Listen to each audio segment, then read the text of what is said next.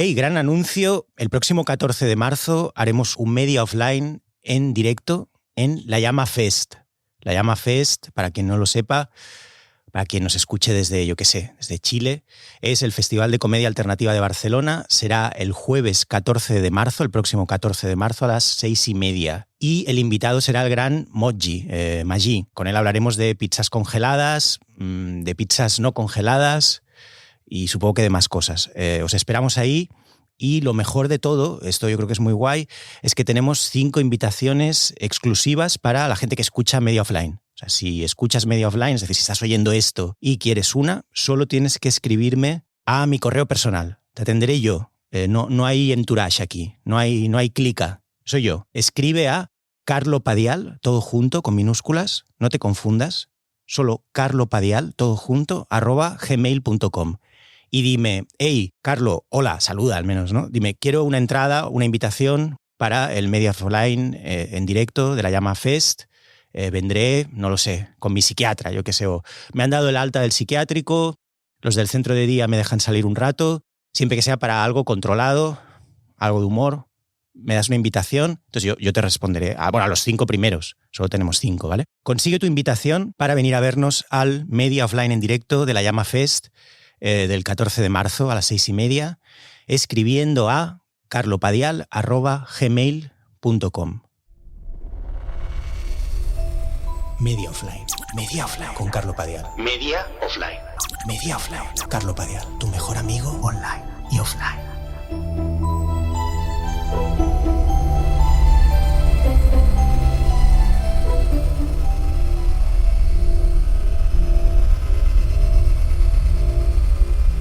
Siempre hay un momento, cuando vas a que te den un masaje porque tienes una contractura, siempre hay un momento en que el fisioterapeuta se va del cuarto. Pero ¿a dónde va? Te quedas mirando al suelo, ¿no? Con la cosa esa que te mete en la cara. Y el tío se va del cuarto siempre al final. Y tú te quedas pensando, no, en serio, ¿dónde vas? Se va como 5 minutos o así. Es un tema tabú, evidentemente. Luego al volver, ¿no? Le dices, ¿dónde has ido? ¿Qué ha sido esto? Bueno, esto es Media Offline. Al inicio he hecho esta introducción de que estamos muy contentos de hacer este Media Offline en directo el 14 de marzo en La Llama Fest. Y he dado mi correo personal, he hablado de correos electrónicos. Y es divertido porque el correo que he dado, carlopadial@gmail.com, por si algún loco me quiere amenazar o lo que sea, pues lo repito una vez más, es carlopadial@gmail.com, carlopadial todo seguido. Es mi correo, por supuesto, pero yo no uso Gmail. No es el correo que yo suelo dar. O sea, la gente que me conoce sabe que yo no uso Gmail.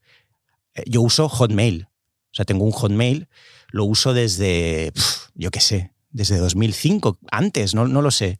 Habría que ver los primeros emails, no sé. Y qué hay en esos emails también. Sería increíble ir atrás, leer el primer mail.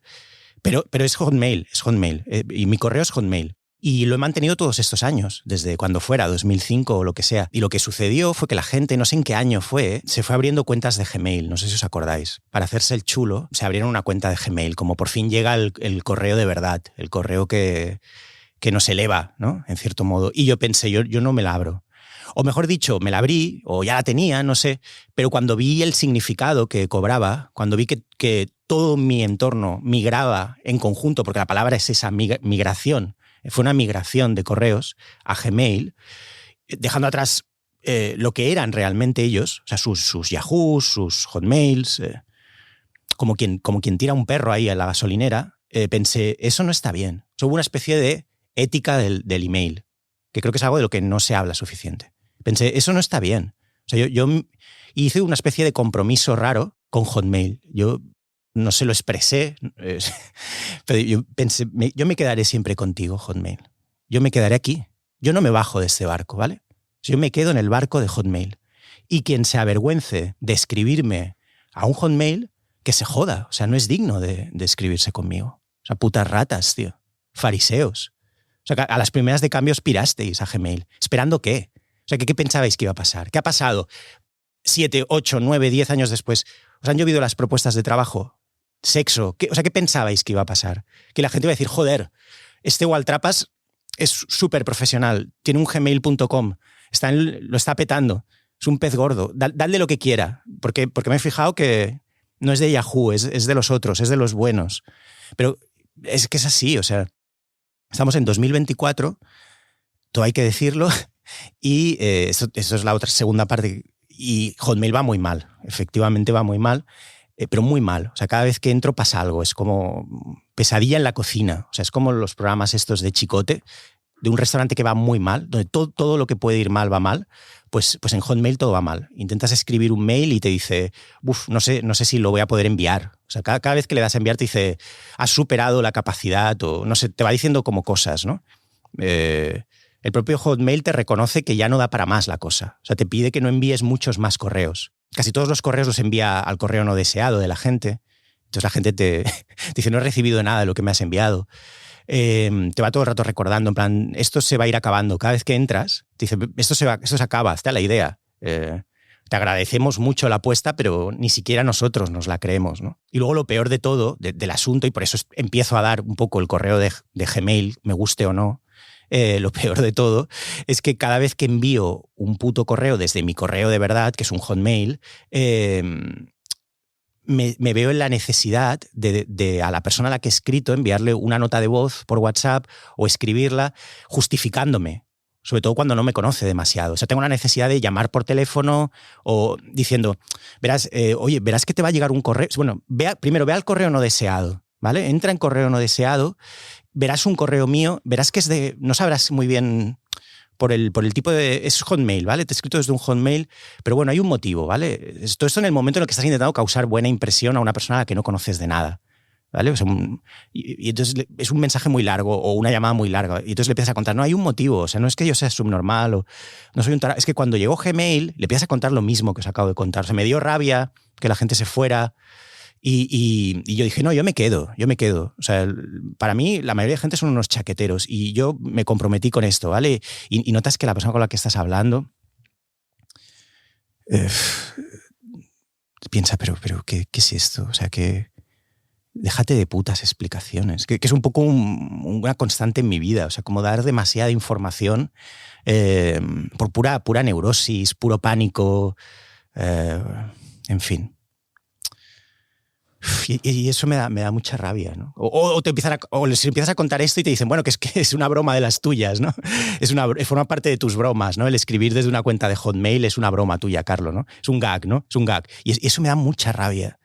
Eso cuando en el fondo tiene un cierto desdén, ¿no? Tiene una cosa ahí como muy, muy desdeñosa, ¿no? Como de todo lo cubres de esta mierda, ¿no? No, como no sé, es ridículo. O sea, eso me pasó el otro día en una especie de fiesta de cumpleaños, un sábado por la mañana, cumpleaños al que tenía que ir mi hija, en un puto circo, en Roquetas, una carpa del circo de Charlie Rivel, bueno, no sé, había un cumpleaños de una niña, tuve que llevar a mi hija, era imposible llegar allá, y para volver, el padre de una de las niñas se ofreció a llevarnos de vuelta, y yo le dije que no, el tipo iba como con un jeep, y le dije, no, mejor que no, porque mi hija se marea y voy a ir todo el trayecto como agobiado de que vomite y probablemente va a vomitar. Esto, le conté esto, ¿no? El tío me iba mirando y le decía, y en tal caso, tío con el que no hablo nunca, y me dijo, en tal caso no me lo perdonaría nunca porque una vez que alguien vomita en un coche, el coche ya no es el mismo nunca más, lo vas a tener que vender y bueno, va a ser un problemón esto y te vas a acordar de mí toda tu vida. Y el tío me corta en mitad de esto y me dice que ya está con el monólogo, que ya está con el monólogo. Esto lo odio, o sea, lo odio. O sea, lo odio. O sea, ese es el motivo por el que Joaquín, el jugador del Betis, es el jugador y cómico, el único cómico que hay en España realmente. Porque este es el nivel de mierda, ¿no? Como de bareto que hay en... O sea, esto es lo que entendemos por humor, ¿no? Que ya está con el monólogo, ¿qué? Eso lo podemos convertir como en una frase recurrente también, Sune, que puedes ir tirando. ¿Que ya está con el monólogo o qué? Podemos empezar así en el día de la Llama Fest. Y luego salgo yo. Uah, lo odio, tío. Lo odio. Sé que me debería dar igual. Y seguro que lo dicen sin mala fe, pero Me parece tan duro. O sea, bueno, todo el tema, ya lo he dicho muchas veces, pero todo el tema, no lo supe. O sea, todo el tema del cole, los padres, el cómo han montado una vida en torno a las actividades de sus hijos. O sea, es una dureza, pero gente con la que nunca hubieras coincidido, por suerte. O sea, que llevas toda la vida con éxito, evitando, y claro, al tener hijos, caen, aparecen todos estos mamones, ¿no? Y los cumpleaños y las actividades extraescolares y gente muy rara todo el rato. Y hay un contraste brutal entre ellos y tú, y es insalvable, y está en todo lo que tú eres y llevas contigo, ¿no? O sea, el otro día, por ejemplo, cuando iba a recoger a mi hija en este mismo cumpleaños, iba con los auriculares, con los AirPods, iba escuchando Riding Dirty de Chameleonaire y me iba riendo solo. No me di cuenta, saltó en el random la canción, pero me pareció muy gracioso ir a buscar a mi hija a un cumpleaños y ir yo a todo trapo con la canción de Chameleonaire, Riding Dirty. O sea, yo iba a buscar a mi hija a ese horror, iba como They see me rolling, they hating, patrolling and trying to catch me riding dirty, trying to catch me riding dirty, trying to catch me riding dirty, trying to catch me riding dirty. My music's so loud, I'm swinging. Y entonces me quito los AirPods y... ¡Ay, qué tal, com va avui, Paula! ¿Qué tal, com va? O sea, claramente en mi vida no hay ciertos aspectos que no... La verdad es que estoy agotado. O sea, llevo días pensando que sé que viene el podcast y el podcast es un poco un metrónomo de mi estado de ánimo a veces. El otro día comí con un amigo y me decía... Me encanta el podcast. Esto te lo quería compartir, de hecho. Comí con un amigo con el que hacía muchos años que no veía, no sabía que era oyente del podcast, me lo sacó él y me dijo, me encanta el podcast, pero me incomoda mucho, me pareció muy curioso eso, el que estés todo el rato anunciando que o lo vas a dejar o sea, es como el padre que todo el rato dice que se va, ¿no? O sea, por favor, no lo digas más. Es porque me gusta el podcast y que lo estés todo el rato anunciando que quizá en cualquier momento esto podría ser abandonado, me genera como un neguit, ¿no? Como una ansiedad que entorpece la escucha de esto. Por favor, no lo digas más, que te vas. Pero lo tengo que seguir diciendo. O sea, yo estoy agotado. No os voy a engañar. O sea, hay semanas hoy mismo que me cuesta venir a grabar. O sea, estoy desbordado mentalmente, no porque esté sucediendo nada concreto. O sea, no tiene que ver con mi neurosis, con la ansiedad, con el sentimiento de precipitación, con el sentimiento también que me lleva a pensar que no hay nada más que contar. ¿Qué más puedo contar? Creo que está cubierto ya. O sea, de hecho, últimamente también me pasa que casi todo lo que se me ocurre me dan ganas de preguntarle a Sune, ¿lo hemos dicho ya esto? Es como una pesadilla, en cierto modo. ¿Lo dije en sueños? ¿Se lo dije a mi novia follando? ¿Te lo dije a ti, Sune, en el coche de vuelta? ¿Lo dije en el podcast? ¿Se lo dije a mi padre antes de morir? O sea, ya hay como una especie de... como en las pelis de miedo, cuando alguien de golpe dice como, pero esto no puede ser. Hay como no puede ser, o sea, estoy agotado. Aparte llevo, junto con Carlos de Diego, unas semanas muy volcado, estamos muy volcados en desarrollar cosas, proyectos nuevos, y eso me consume, o sea, toda la energía que tengo se va. O sea, mi energía desde que tengo hijos, ya lo he contado, yo tengo 2 horas buenas. Entonces hay que ir con cuidado con que la gastas esas 2 horas. Una llamada loca con un desgraciado, ahí se va tu día, ya, adiós, ya, hasta mañana, al menos para hacer cosas potentes. Claro, como la mayoría de gente no hace nada, lo siento, pero tengo que decirlo. O sea, es una idea muy jodida, pero es una idea que es verdad. La mayoría de gente no sabe hacer nada. Nada, ni siquiera la profesión que te digan que hacen, no, tampoco la sabes hacer. O sea, no. Entonces, pero yo soy muy consciente de que lo poco que puedo hacer lo tengo que hacer en esa ventana de 2 horas. Entonces tengo que ser muy celoso de esas 2 horas. Y si estás preparando muchas cosas diferentes, es muy fácil que el calendario te atropelle y esas 2 horas te las arrolle cualquier llamada, una videollamada, gente extraña, y eso me consume y me hace entrar en un ciclo de crispación que hace que hasta venir al podcast me parezca demasiado. O sea, como, ¿qué queréis que os cuente hoy? Bueno, sí, quería hablar del Work Center. ¿Sabéis lo que es el Work Center? Para quien nos escuche desde Chile. De golpe me preocupa mucho la gente de Chile. Work Center es una tienda como de fotocopias que hay en Barcelona, es una cadena. Y a mí me tiene fascinado desde hace muchísimos años, porque es una realidad aparte. Es una tienda de fotocopias que abre hasta muy tarde, pero es una realidad paralela, bastante peligrosa últimamente. Antes abrían 24 horas, pero creo que se dieron cuenta de que no era posible, no valía la pena, o sea, no había que reparar demasiados cristales rotos, o sea, era muy jodido, supongo, o sea, dijeron 24 horas no, cerramos tarde, pero a las 3 de la mañana alguien que quiera venir a hacer una fotocopia, ojo con ese. O sea, Workcenter es flipante, o sea, atrae a alguna de la peor gente de la ciudad. O sea, cualquiera de los workcenters a los que podáis ir de Barcelona tiene sentido, o sea, la gente normal hace fotocopias de día, pero la gente más loca se da cuenta de que tiene que fotocopiar algo pues a las 10 de la noche, o es gente que quiere una fotocopia urgentemente pues un domingo a las 9 menos 20. Y siempre que voy últimamente, sobre todo, paso miedo. O sea, es tipo la serie esta Cops. O sea, de hecho sería muy guay que la cadena 4 hiciera un tipo de callejeros, pero solo ambientado en el Workcenter. Un Cops, pero de Workcenter. Con esta música, podemos recuperar la música de Cops. Es perfecto. ¿Ves? Bad Boys, haciendo fotocopias. Fotocópiamelo en color. Es así, un Cops, ¿os acordáis de Cops, no? Pero ambientada en la cadena de fotocopias Workcenter, con la misma música. Es así, mucho tatuaje. ¿Veis? What you gonna do, pues fotocopiar. Y es esta música, no sé si os lo podéis imaginar. Ves la tienda de fotocopias, los empleados muy jodidos, gente chillando. Quítala.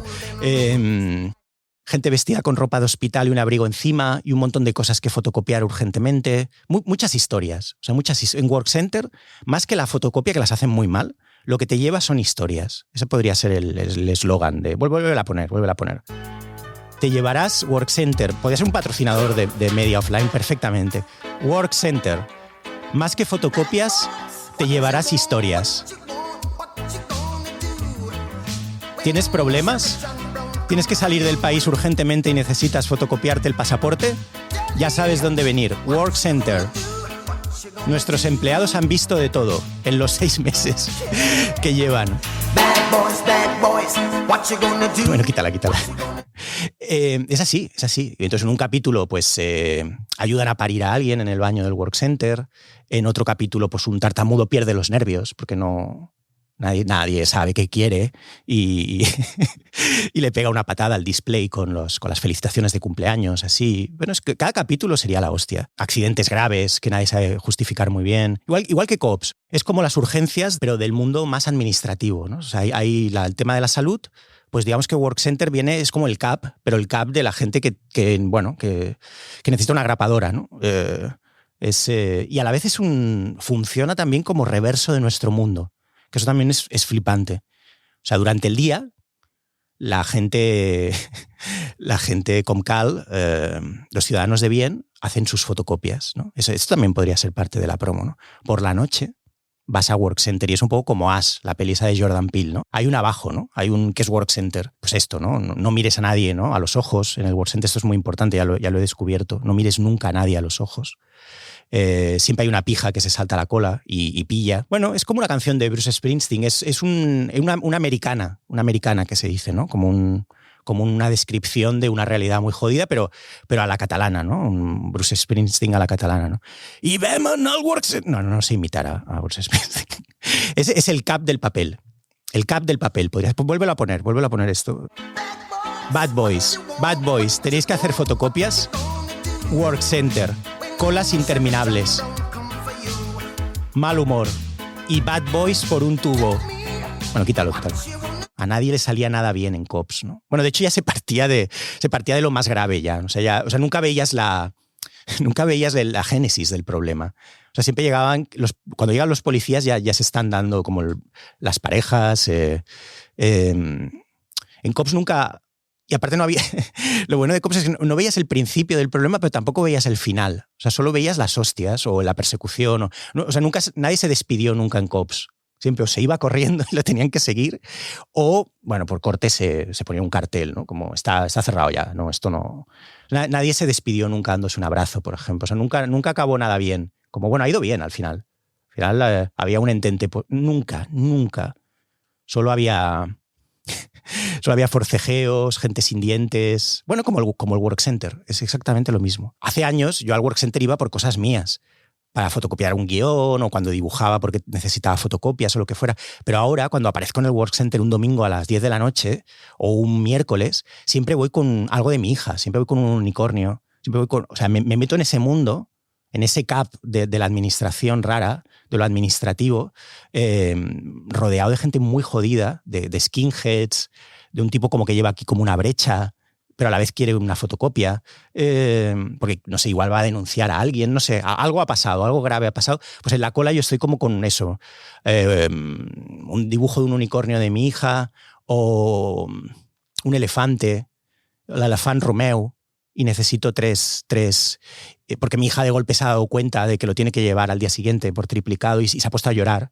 Y entonces yo voy corriendo, ¿no?, antes de que cierren al Work Center con la fotocopia del elefant Romeu.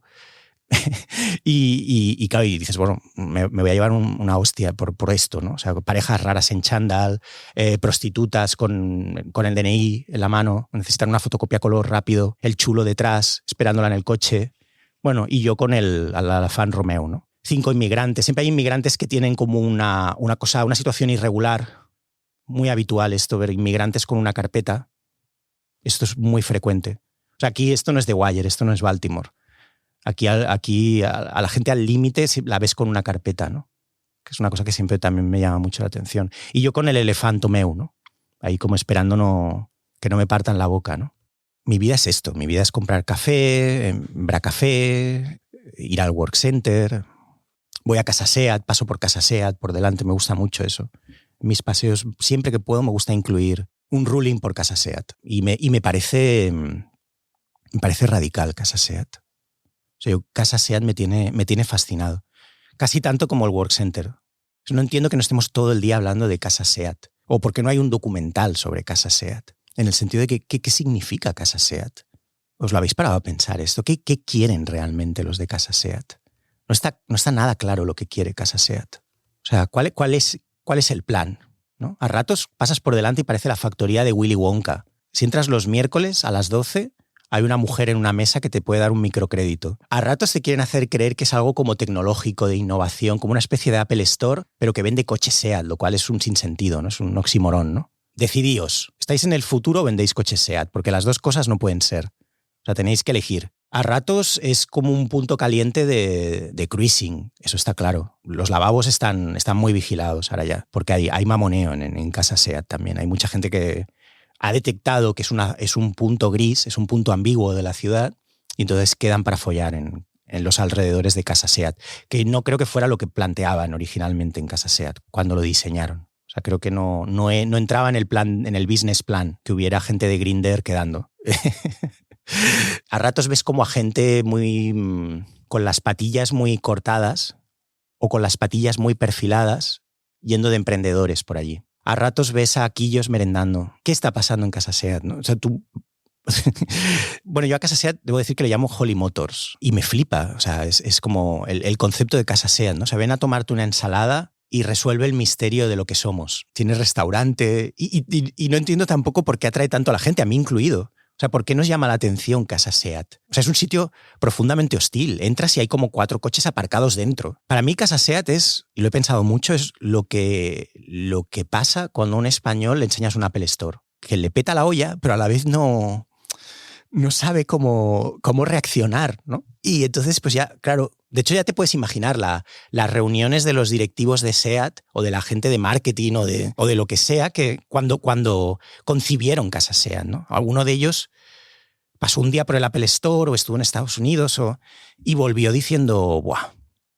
¿Habéis visto el Apple Store? O sea, nosotros desde SEAT tenemos que tener nuestro propio Apple Store, pero nosotros serviremos jamón. Y hagamos un menú al mediodía, dice otro, ¿no? O sea, ya empiezan a liarla, ¿no? O sea, es como, sí, lo que diseñaron estos no está mal, pero pongamos jamón también, ¿no? Hagamos smoothies también. Y croquetas. O sea, empiezan como a liarla. Y un menú al mediodía. O sea, es un Apple Store, pero hay un menú al mediodía. Con endivias, anchoas. Y luego por las tardes, emprendeduría. y workshops.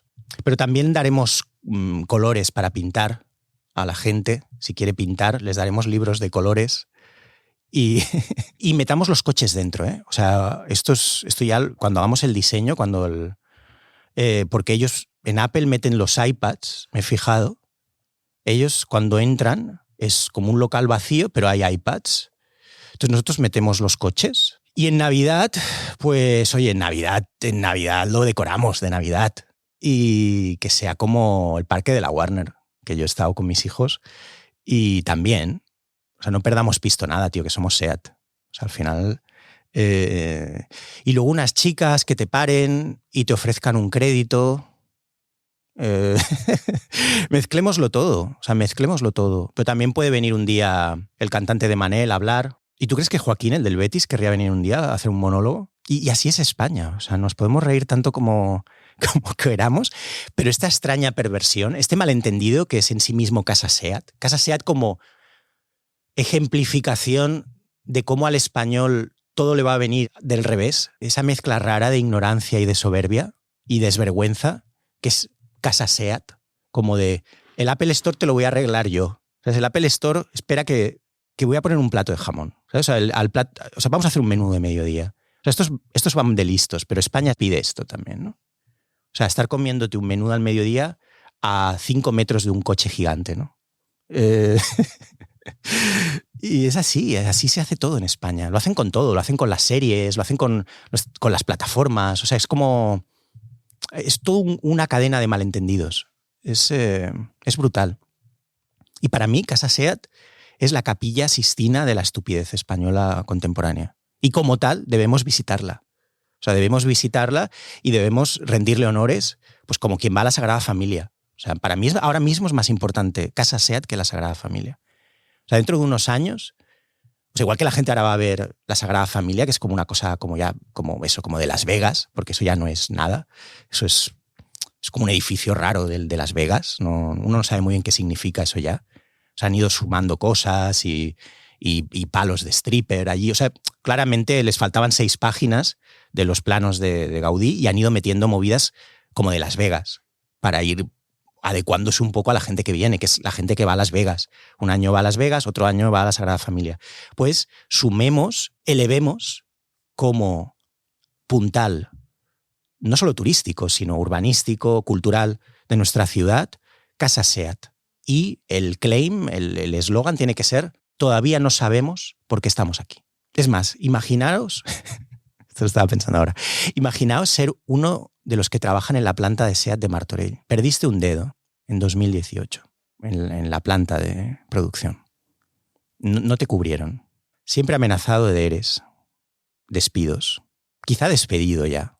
Y has bajado a Barcelona a comprar un mando de la Switch, porque es la última carta que tienes para que tu exmujer te deje entrar a ver a tu hijo en el piso en Gavà, ¿vale? Que no te deja entrar. Y pasas por delante de Casa SEAT.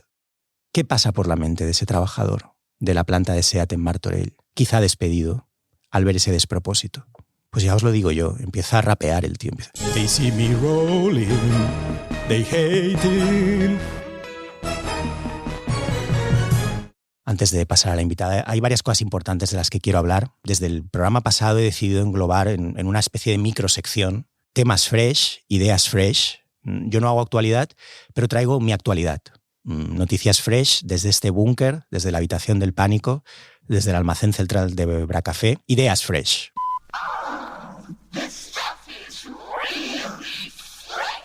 Bueno, el otro día me corté el pelo. Es como breaking news, ¿no? Breaking news en el mundo del podcast en realidad es eso, ¿no? No tienes nada más que aportar. Es decir, breaking news, me he ido a cortar el pelo. O sea, ¿esto qué es? O sea, no ¿qué esperéis que os hable de las elecciones de Estados Unidos o del Mobile Congress? O sea, no, yo os traigo mi mundo. Entonces me he cortado el pelo, llevaba ya unos pelos de loco importantes y pedí hora para cortarme el pelo. Esto es una noticia fresh en sí misma, pero lo potente es que podría quedarse ahí, ¿eh? pero sigue. Pero lo potente es que al entrar a reservar hora en la web de la barbershop esta a la que voy, de la que ya había hablado en su día, hablé hace mucho, la típica barbershop, vi que habían renovado totalmente la web. Me pilló eso por sorpresa. Hostia, entré y era otra web. una web totalmente nueva. La habían cambiado y ahora cuando pides hora, esto es muy heavy, cuando pides hora para cortarte el pelo y afeitarte, yo pido cortar pelo más afeitado. La nueva web, cosa que no pasaba antes, te pregunta, afeitado, muy bien, pero ¿afeitado con ritual o sin ritual? Y hostia, os justo que estuve a punto de no ir. Estuve a punto de cerrar el ordenador e irme. Porque pensé, ¿con ritual o sin ritual? Hostia, ¿qué pasa si digo con ritual? ¿Me van a hacer una paja? ¿Qué va a pasar? ¿Me darán ayahuasca? ¿Qué va a pasar? O sea, los barbers estos que van todos vestidos iguales, con la barba larga. Si marco con ritual, ¿qué va a pasar? ¿No? Se pondrán una túnica, vendrán 2 más, me darán alucinógenos, te vendarán la cara con la toalla como hacen siempre, pero te tirarán ketamina, ¿no? En la boquita. Y te dirán, adéntrate, espérate un momento, ahora venimos. Prepárate para el gran viaje de tu vida en la barbershop. Y quitarán la música esta como hortera, así como de Wham, George Michael, y que a mí por otro lado me encanta, y te pondrán algo de free jazz. Serás uno con el universo. Has pedido ritual. Con ritual. Cuando pides ritual suena esto. Con ritual. Ha pedido ritual. Chicos, ha pedido ritual. Ha pedido ritual. Con ritual. Con ritual. Afeitado con ritual. Espera un momento. Ahora venimos. Prepárate para el gran viaje de tu vida en la barbershop de Vía Augusta. Serás uno con el universo. Afeitado con ritual. Space is the place. Space is... Y tú tripando en la barbershop. El ritual. Hostia, lo han pedido el ritual. El primero que lo pide. Únete con el cosmos mientras te afeitamos. Soy tu chamán. Me llamo Adriano. Soy uruguayo. Soy uruguayo. Al salir de aquí me comeré una milanesa. Con ritual. Evidentemente lo pedí sin ritual. No me atrevía a abrir esa caja de... O sea, y aparte no me atreví ni a mencionarlo. O sea, fue como... Y lo flipante es que al pedirlo sin ritual me hicieron lo de siempre. O sea, pensé... Me pusieron como la toalla caliente, con lo que la duda permanece. O sea, ¿qué es con ritual?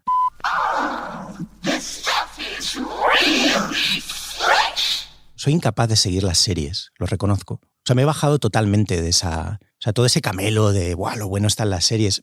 Para mí es mentira, lo siento. La mayoría son insoportables. O sea, no hay manera de entrar en ninguna.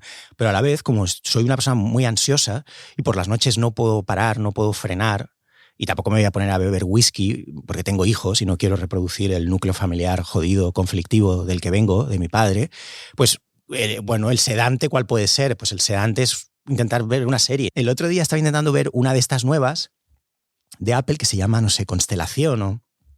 Va de una... No sé si la has visto tú, Sune. Claro, es que esta es otra.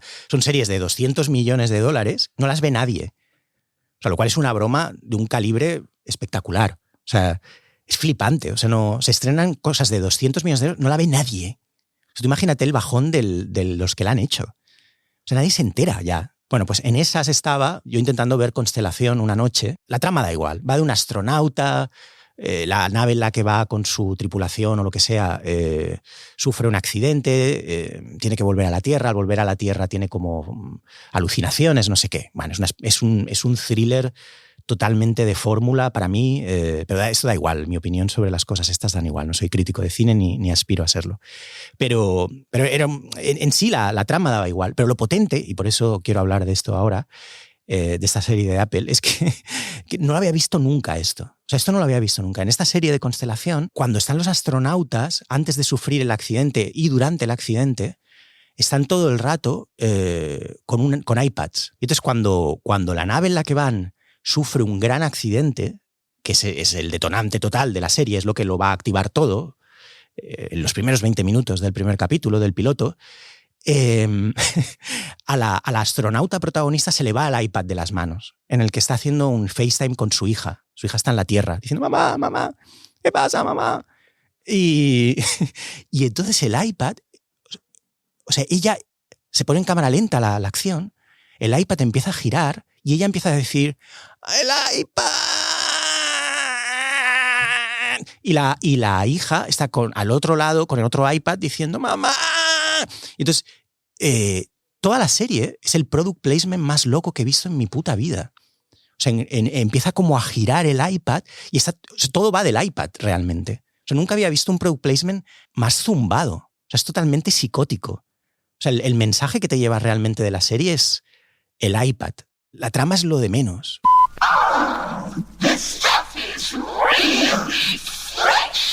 Me pone de muy mal humor la gente que compra 2 o 3 cosas en el súper. O sea, me da rabia cuando veo como a los típicos millennials que van con un bote de tomate, una cebolla, 2 cervezas y como un pequeño ramo así de apio. Y eso es todo. O sea, con eso pasa 2 días. Y mientras tanto yo voy con... Es la tercera vez que voy al súper y voy con un carro por valor de 70 euros y por la mañana no voy a tener nada para los niños. Y simplemente me desquicia. O sea, no es una cosa racional. Sí, y entonces pienso, ¿pero cómo lo hacéis? O sea, pues es una cosa que pienso constantemente. ¿Cómo lo hacéis? O sea, ¿cómo os duran tanto las cosas? O sea, yo ya de aquí a que llegue al súper, ya la mitad de cosas no las tengo. No sé qué ha pasado. Pero no, a mí no me dura nada. Y en cambio, a la gente veo que le duran las cosas. Compra, no sé, una bolsa de nuggets y tienen todo el mes de febrero nuggets. No lo entiendo. O sea, ¿qué hago mal?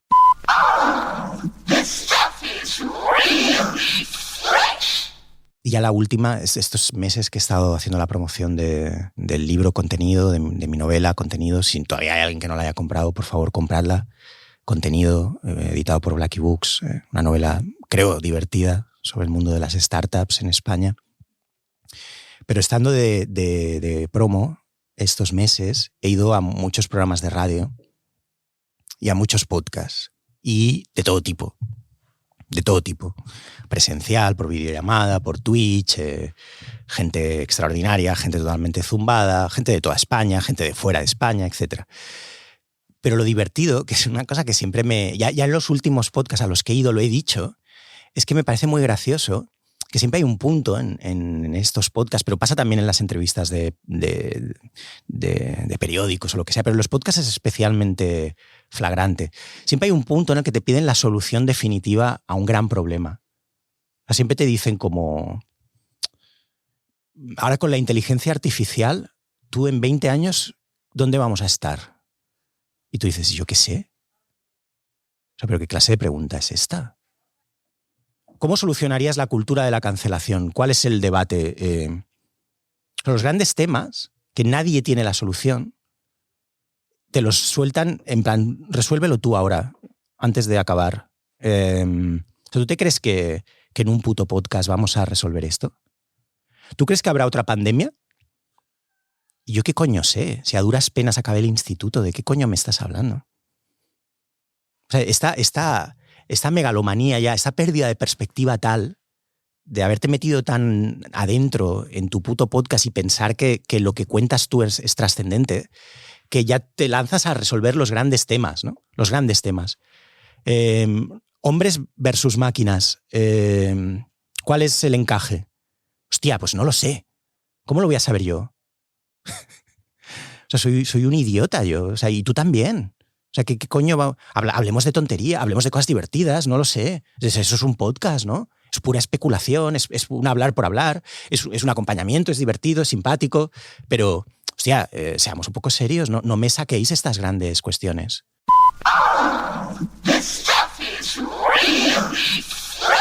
Vamos ya con la invitada de Media Offline de hoy, Zaida Carmona, la directora de La amiga de mi amiga. Es una película que me encantó. Si no la habéis visto podéis verla en Filmin, está disponible en Filmin. Tuve muy claro que quería invitarla a Media Offline y a hablar de su película y de cómo ve ella el cine. Me entusiasmó. Es una comedia, para quien no la haya visto, remite un poco a Eric Rohmer y no sé, a mí me recuerda también un poco al primer Almodóvar. Tiene algo casi de fotonovela, de amores en la ciudad, pero más allá de eso lo que me atrajo de la película es lo viva que estaba, o sea, la fuerza que tenía, la actitud, no sé, había algo que no suelo encontrar sinceramente en la mayoría de cine español que veo. Me parece una peli muy libre, sin academicismos, aunque quizá los tenga, pero creo que los sobrepasa. Es una película totalmente genuina, transmite ganas de vivir, ganas de rodar, que al final es lo que uno espera, yo creo, del cine. Y Zaida, la directora, es también la protagonista y está magnífica, está muy graciosa, es todo un hallazgo, yo no la había visto, por lo visto salen otras películas del director Marc Ferrer, pero yo no la había visto nunca, la conocía a ella. Habíamos coincidido en filming, pero no sabía que era tan buena actriz y que era tan buena directora. Y no sueles ver películas así. Me despertó muchas preguntas que quiero hacerles sobre cómo la hicieron, cómo prepararon las escenas, cuánto tiempo la rodaron. No sé, es la típica película que te llena de ideas y de preguntas, ¿no? ¿Qué problemas encontraron? ¿Cómo diseñaron la producción? Y cómo consiguieron comunicar una peli tan libre, rompiendo con esta idea, ¿no?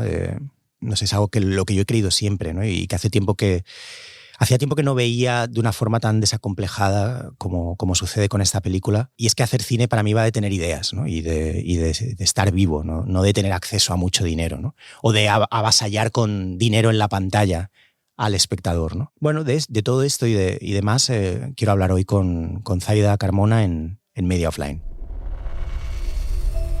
Media Offline. Media Offline. Con Carlo Padial. Media Offline. Media Offline. Carlo Padial, tu mejor amigo online y offline.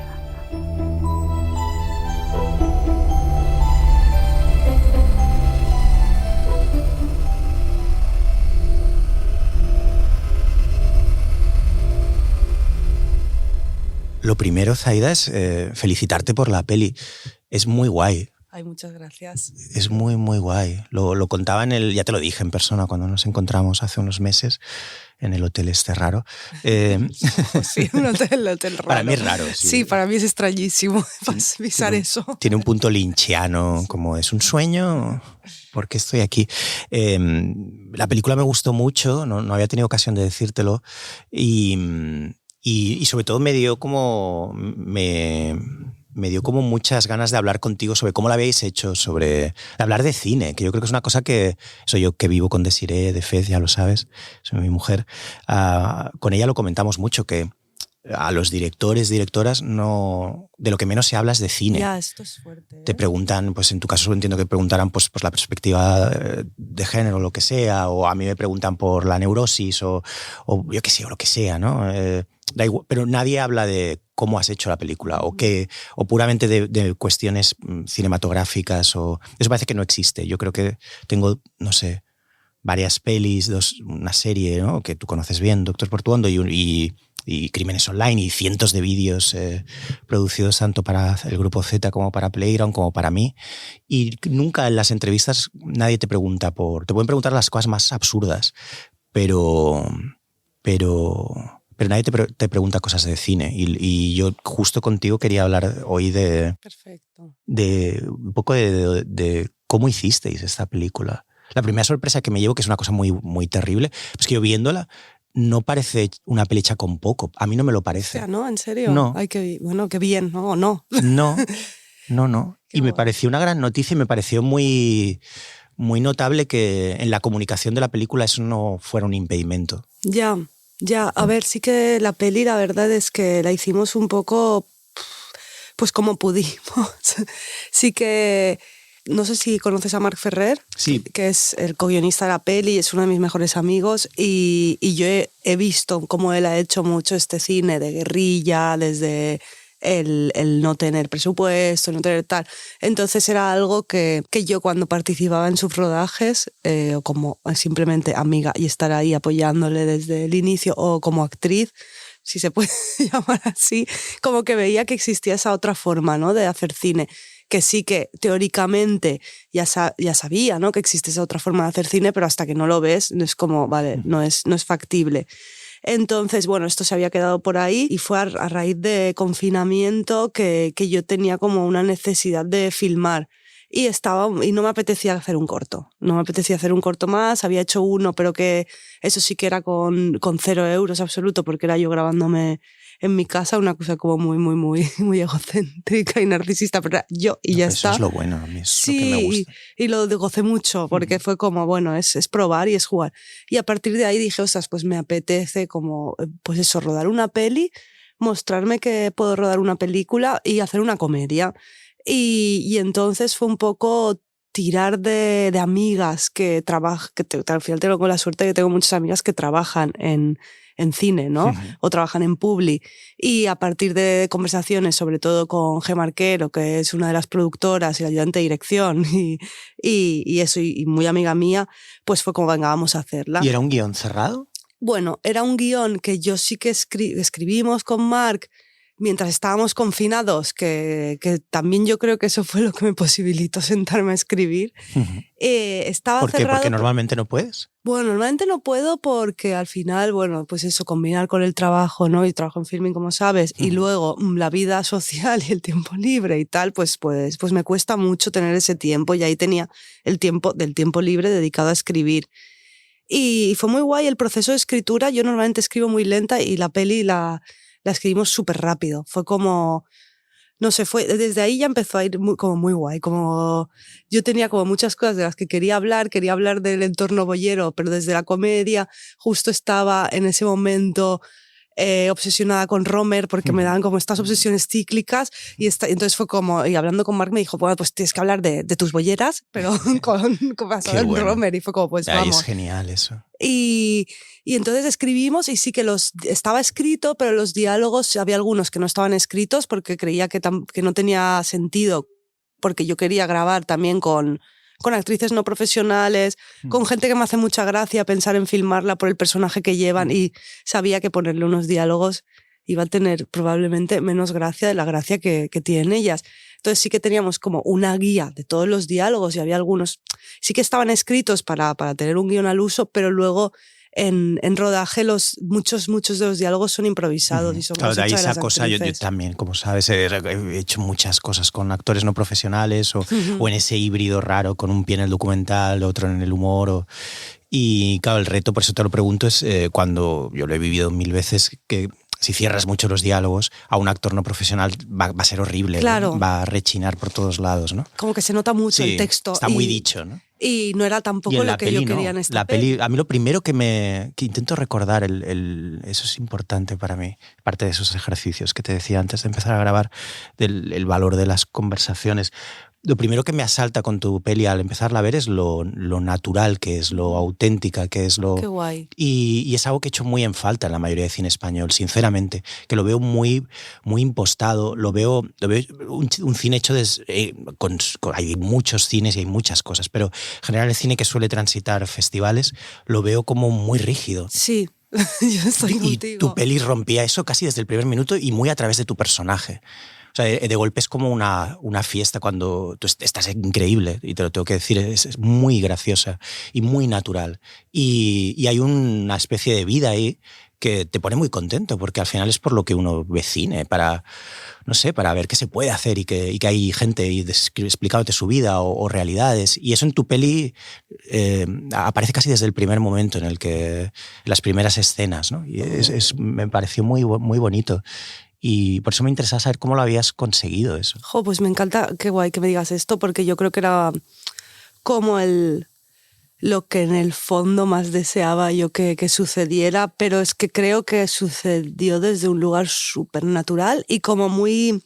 Claro, con esta película, cuando la empezamos a escribir, la empezamos a rodar, creíamos que iba a ser una película que, como mucho, y como nuestro objetivo iba a ser, pues eso, estrenar en el DA, ¿vale? En el Festival de Cine de Autor. Y como que no teníamos las pretensiones de hacer una película con el recorrido que tuvo.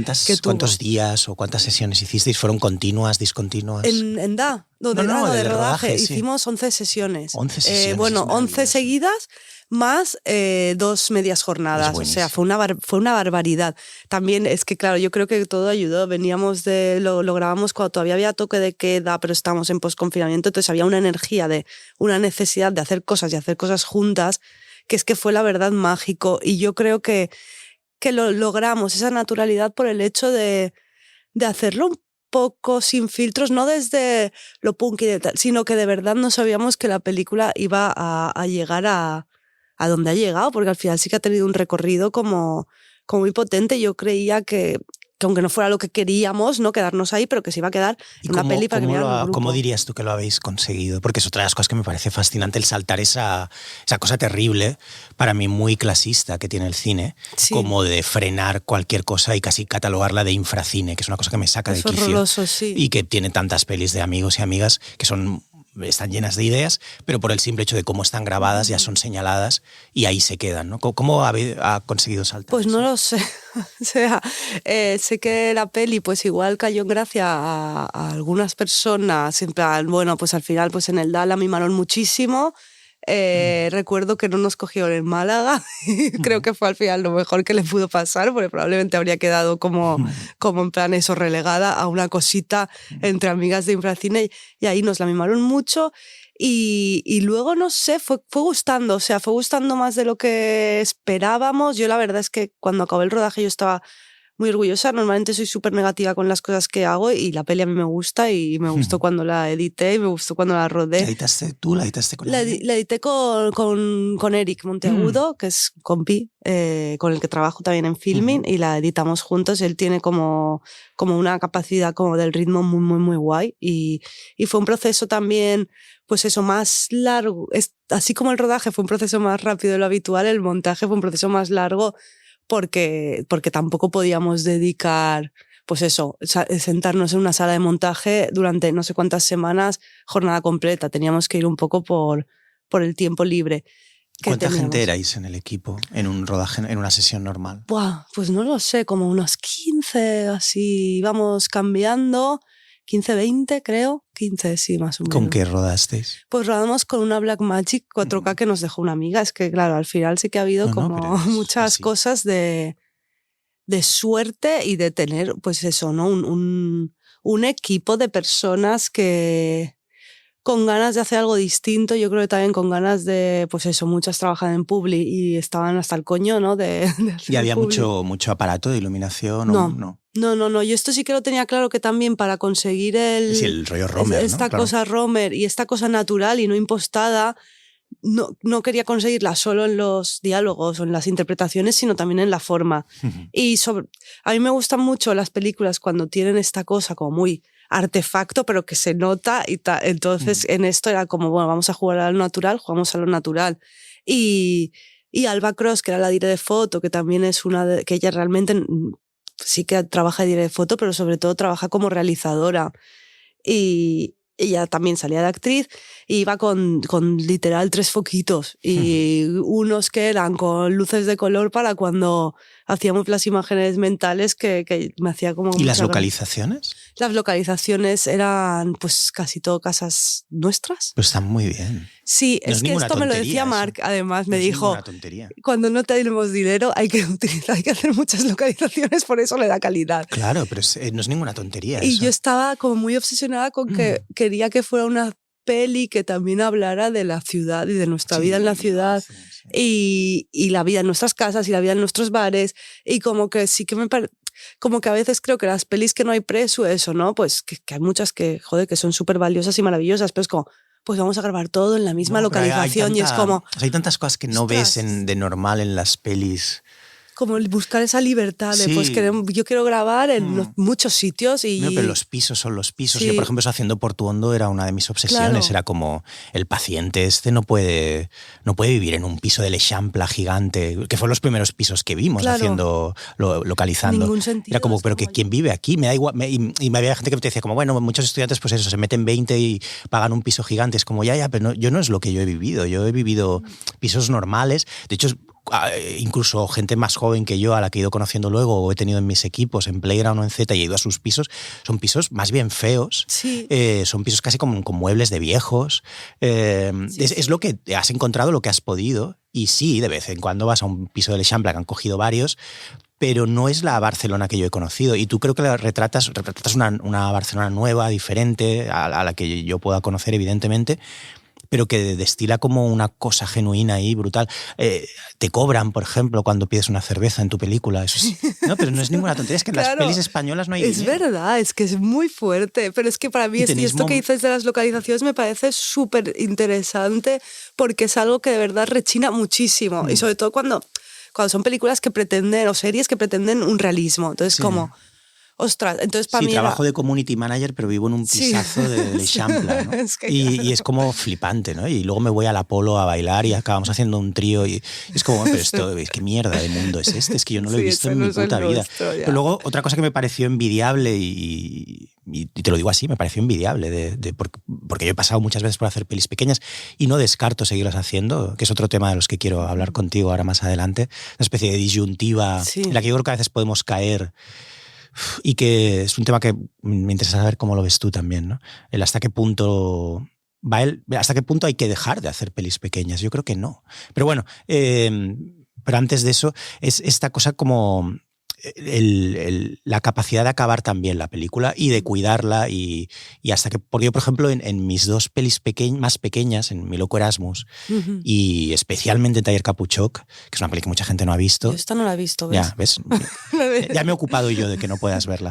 Es una peli que es una pena porque la premisa es muy guay, es Miguel Noguera impartiendo un taller literario y a mí el tema de los talleres literarios me obsesiona y lo he conocido muy bien y nunca he dado ninguno porque lo odio, pero me ha interesado mucho y salí con una chica que trabajaba en una librería donde se hacían muchos y había muchos cantamañanas impartiendo talleres literarios y atraían a un montón de zumbados y bueno, es el tipo de mundo que a mí me va a gustar. Y la idea era muy guay, pero yo estaba tan enfadado cuando hicimos Taller Capuchoc, es un tema del que quiero hablar contigo, a ver cómo lo vives tú eso, que la rodamos casi sin permiso en ningún sitio. Vale. Pero hasta el punto de que... Pero enfadado por el tipo de... cómo estaba siendo el rodaje. Porque yo venía a raíz de hacer Mi loco Erasmus, vale. Una productora importante de Madrid me encargó una película. Vale. Y me pagaron el guión, me lo pagaron muy bien, pero la película no salió. Y la forma en la que no salió para mí fue muy traumática. La relación con el productor no fue buena y entonces cogí la cámara casi como una rabieta, en plan, no me vais a parar por esto. Pero claro, llevado por ese impulso fanático, el taller, por ejemplo, que sucedía en la central del Raval, lo rodábamos sin casi avisar a los de la central del Raval, que tiene tela. O sea, yo avisé a una chica, que nunca supe más quién era, que me dijo, bueno, podéis venir. Y nos empezamos a grabar una película entera. ¡Guau! Me encanta. Y todo el resto de empleados flipaban, en plan, ¿pero estos quiénes son? Tirando cables. Sí, en la central del Raval, que se ve todo. En la parte de abajo. Y los clientes se pasaban por delante de la cámara tapando el objetivo porque pensaban, bueno, esto no sé qué es, pero yo no voy a parar de buscar este libro de Conrad que estoy buscando. Entonces, claro, y era una situación muy rara. Muchísimas escenas no las podías montar porque estabas haciendo una película sin permiso en los sitios. Y para mí parte de un impulso que es comprensible, que es como artístico, rabioso, pero genuino y verdad, como de yo hago cine, o sea, no...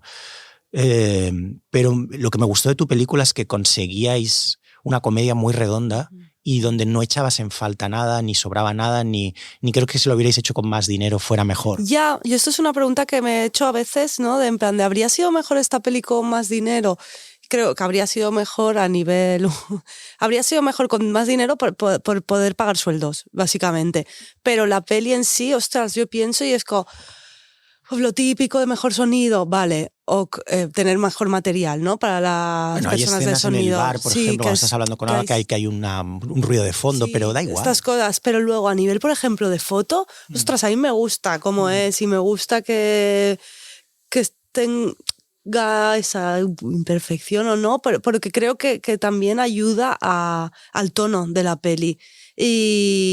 Y, por ejemplo, cuando íbamos rodando, al principio, yo tenía en el guión técnico, al principio era todo muchísimo más planificado y a medida que íbamos rodando, si la peli estuviera montada cronológicamente como rodamos, se vería que las primeras secuencias tienen un montón de planos, bueno, un montón, más planos, y las últimas son casi planos secuencia, porque yo iba viendo que esa sencillez, ostras, le iba muchísimo mejor, ¿no? Porque al final permitía, pues la verdad o la realidad entre los personajes. Y en términos de producción, ¿cómo lo hacíais? Porque eso es otra de las cosas, cuando haces una peli pequeña, al menos a mí lo que me ha sucedido muchas veces es que, llevado por ese mismo impulso fanático, tiendo a saltarme todos los pasos. Es decir, y nunca ha habido un productor a mi lado quien lo ha cubierto, sobre todo hablo de estas pelis pequeñas, luego ya sí, evidentemente, pero solía ser Carlos de Diego, que es físico. Hostia. Y que es físico, quiero decir que entonces era un físico que justo está como en lo abstracto, intentando como cerrar cosas y nos plantábamos, siempre ha habido como una especie de vacío en torno a la idea de la producción, pero que yo creo que vosotras que pertenecéis a otra generación y lo tenéis mucho más resuelto y más cubierto. ¿Cómo planteáis del guión a ir a grabar un día, por ejemplo? ¿Qué pasaba por ahí en medio? Bueno, la verdad es que yo ahí sí que tuve la suerte que la persona que está en producción y que ahora está como mi productora y que está en dirección es una tía que es Gemma Arquero, es una tía muy organizada. Y a mí sí que me tenía un poco así como... Porque sí, cuidado, igual, ¿no? Sí, porque igual yo sí que era rollo, que me acuerdo que escribimos el guión con Marc en... Pues eso, en abril-mayo, y él me decía, grabamos ya este verano, y yo, vale. Y hubo un momento que fue como, bueno, vamos poco a poco, que eso cuando se lo digo a ella, dice, pero si esto no se parece en nada a un tiempo de... Claro. Lo que hemos hecho ha sido reventar todos los tiempos de los rodajes, que a mí me parece una cosa horrible, que los tiempos para hacer las películas son infernales, es como creo que se mata todo el impulso que pueda haber. Llegas muerto al rodaje. Llegas y sin ganas, odias, ¿no? Es como, la película. Claro, odias la peli. Como... De hecho, ya no eres ni tú. No quiero contar esto. Quien lo escribió, a quien se presenta en el rodaje son... Y puede haber pasado tanto tiempo que incluso con esto que dicen que se regeneran las células, seas otro, literalmente otro. Otra persona. Pasan tantos años, esto? 4, 5, 6, hasta 7. Me parece horrible. Claro, esa es la pesadilla de la que te quería hablar también. Como en alguna entrevista te he leído esta idea que yo la comparto y que todos la podemos compartir, como de espero no hacer más pelis así o no quiero anquilosarme en esta idea. Pero es un tema del que he hablado muchísimo con muchos amigos y amigas que venimos de hacer cine con poco dinero y que ahora, por suerte, yo creo que lo estamos haciendo con más recursos, pero ves también las sombras de hacer las cosas con más recursos. Yo es que estoy en esa crisis. Que es como, creo que la dicotomía no es tan sencilla y que creo que ni siquiera es una dicotomía, creo que es un problema más complejo que tendemos a simplificar demasiado. Creo que no va de rodar en precario o rodar con medios, sino de por qué las pelis más libres las ruedas de esa manera sin dinero y por qué cuando tienes más recursos quizá las pelis son más resultonas, pero quizás son peores pelis. Claro, por eso es lo que decías antes de que cómo, ¿no? que te gustaba cómo habíamos conseguido esa naturalidad o esa cosa espontánea o esa cosa tal, y es como, pues yo creo que por la manera en la que se rodó, ¿no? Al final es que probablemente habría matado la espontaneidad y la cosa que creo que sí que es genuina de la peli, probablemente habría muerto, porque es que al final sí que hay... Ostras, es que es una cosa que está tan al margen de sistemas de producción, de la industria, de la gente de la industria, es como que entonces puedes respirar. Y ahora ¿no? Y yo todo el rato decía, bueno, se puede hacer una película así, no se pueden hacer más, ¿no? Pero ostras, ahora estoy preparando una segunda peli y tengo este conflicto porque... O sea, mi productora todo el rato es como, vale, tenemos que conseguir un presupuesto como estándar y es como...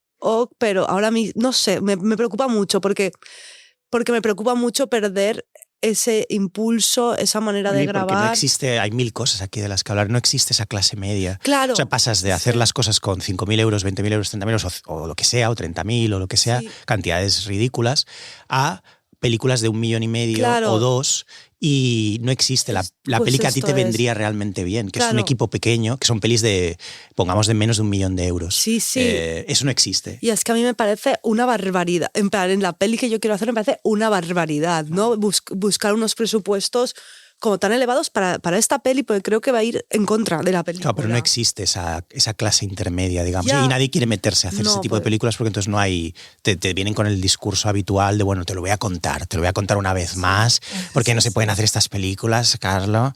Ya no sé cuántas veces más me lo vais a contar. Pero la realidad es que queréis que llegue muerto al rodaje. Sí. O sea, la cosa es que no está funcionando el otro sistema. O sea, digamos las cosas como son. Es decir, a mí es una cosa que me sabe a veces muy mal cuando algunos directores y directoras hacen pelis muy guays con muy poco dinero y desarrollan ese discurso que a veces, aparte, avanza en paralelo a no poder levantar la siguiente película, de renegar de las primeras. Como en plan, por favor... Es una cosa un poco de pánico, como de no me etiquetéis como alguien que no sabe gestionar un presupuesto en el mundo real. Y para mí hay una falta de valentía ahí.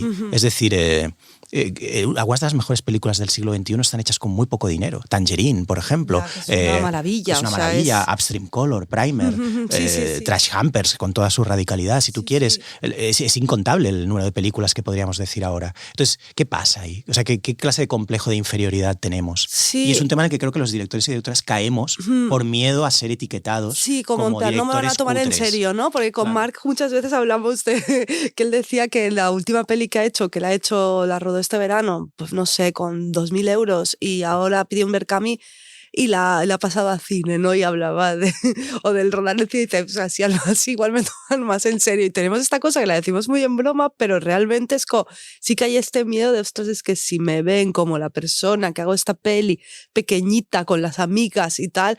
Claro, pero ¿no crees que el problema es otro? ¿No crees que te estás autoinfringiendo a ti atribuyendo una cuestión que no va contigo? Sí. El problema no debería ser que no hay nadie que esté detectando los valores de tu película y te entienda de cara a llevar una segunda. Es decir, que no va de... Tus películas no son video reels, son películas. Sí. ¿Sabes lo que quiero decir? Y cualquier persona con un poco de vista puede ver que puedes hacer una comedia normal. La cuestión es que las comedias aquí no son normales. Ya. Son comedias para retrasados. Sí. Lo siento, pero es la realidad. Son películas que tratan a la gente de estúpida. Sí, entonces, ¿tú vas a hacer una película de gente estúpida o vas a seguir haciendo pelis como la que hemos visto? Es que esa es el gran cuestión, a cambio de una supuesta profesionalidad. Claro, después la profesionalidad también, ¿no? Hay que ver qué es la profesionalidad, ¿no? Porque me acuerdo que una vez en un pase que hicimos,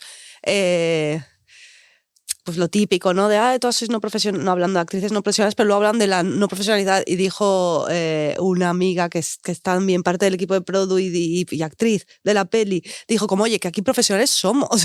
Claro, ¿qué es eso? O sea, hemos currado como... Pues es que es absurdo. Pues es que nadie lo dice, por ejemplo, en relación a música. Es decir, cuando se reunían no sé, depende de lo que te gusta, a mí porque me gusta la música negra. Si se reunían 3 genios, uno al piano, otro al contrabajo y otro al saxofón, nadie decía, bueno, esto no es del todo serio, aquí falta que venga Quincy Jones a arreglarlo. Es como, no, o sea, una cosa es el Thriller de Michael Jackson y otra cosa son estos 3 pavos o estas 3 pavas que se han juntado y han hecho una cosa bellísima. Y debería haber sitio para todo, pero ahí está esta especie como de cuestión de mercado, ¿no? Y de todo pasarlo por ese filtro. Sí, por un filtro que encima al final hace que es así, o al menos yo es lo que veo, que las películas cuando pasan por un proceso industrial estándar son muy conservadoras, o sea, y que creo que esto lo comentamos en ese hotel, ¿no? Que pasa de que, joder, que hay una cosa de pelis muy conservadoras, aunque traten temas que no lo son, a mí me parecen películas muy conservadoras, o películas radicales, pero que igual están en un lugar que a lo mejor tampoco me interesa tanto, ¿no? Bueno, es cuando el cine se vuelve bellas artes, ¿no? Sí, y como le veo su valor, pero no es lo que yo quiero hacer. No, claro, exacto. A mí me pasa exactamente igual, es decir, yo soy raro en el contexto de los festivales, soy raro en el contexto del cine supuestamente comercial, que tampoco sé muy bien qué es eso en España. Cuando a veces me dicen, esto no es mainstream en relación a algo español, les digo, ¿pero de qué me hablas? ¿Qué es el mainstream español? Total. Es que no sé de qué me hablas, que es Joaquín, del jugador del Betis. Eso es un humorista mainstream. Es que no sé muy bien de qué hablamos. Pero bueno, pero la cuestión es cómo salvar ese escollo. Yo creo que hay una especie de neurosis del creador o de la creadora que acaba volviéndose contra uno mismo a veces y que creo que es un reto superar, es decir, y solventar en un país como España y que, por ejemplo, genera situaciones muy curiosas. Yo, por ejemplo, no sé cómo lo ves tú, pero ¿qué haces tú? ¿Cómo interpretas tú las películas, por ejemplo, de Hong Sang-soo? Un hombre que hace una peli cada año por $100.000. ¿Qué pasa con él? ¿Por qué con él no hay problemas? Y gana siempre en Berlín o en Cannes. ¿Cómo nos explicamos eso? No lo sé, pero para mí sería como el ejemplo. Claro, ¿y cómo nos explicamos que si vienes tú con una de estas, te vamos a decir que es cutre? Es que es fuerte. ¿Cómo lo resolvemos? Es fuerte, pero es que, claro, yo también pienso mucho en eso, en cómo poder hacer esas películas de un presupuesto bajo, pero no precarizador, ¿no? En cuanto a equipo. Ya está, o sea, pero... Y es como veo que aquí es imposible. Es que no hay término medio. No, o la haces de esa manera como has hecho tu película, o ya optas a los procesos normales, claro, donde en cada pasada de estas van a ir viniendo saboteadores que le van a ir pegando un disparo a tu ¿no? Pero proyecto. yo pienso que yo misma voy a sabotear, claro, ¿no? Porque es como, ostras, es que aquí hay una responsabilidad de un... En plan, imagínate, ¿no? Ahora estoy pensando en la siguiente peli y tengo mucho la duda, que te voy a contar, pero que es esa duda que tenemos y que volvemos atrás y adelante y hablando con Gemma de ¿queremos actrices profesionales o queremos actrices no profesionales? Y es como, ostras, es que igual si tenemos un presupuesto X necesitamos unas actrices profesionales, como, ¿por qué? O sea, no es como vamos un poco a la esencia.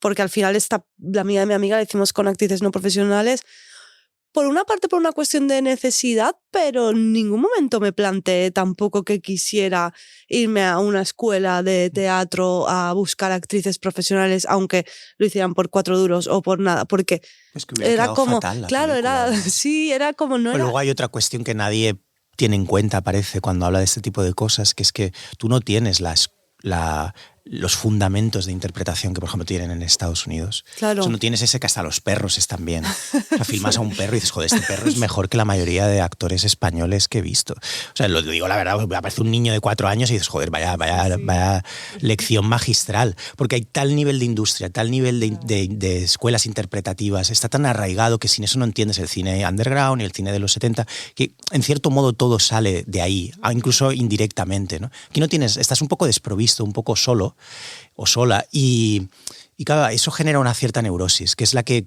me parece interesante saber cómo se podría resolver y que genera esos fenómenos absurdos, ¿no? De estamos con estas discusiones de cine así o cine asá, y mientras tanto Hong Sang-soo va ganando premios. ¿O un Hong Sang-soo en España o qué? Claro, pero en festivales a los que casi ninguna peli española va o no gana nada, ¿no? Entonces, es que alguien me lo explique, porque no, de verdad, prometo que no lo entiendo, ¿no? Hay una especie de complejo de inferioridad raro, en vez de decir, no, hostia, qué guay, que Zaida o quien sea haga 5 de estas.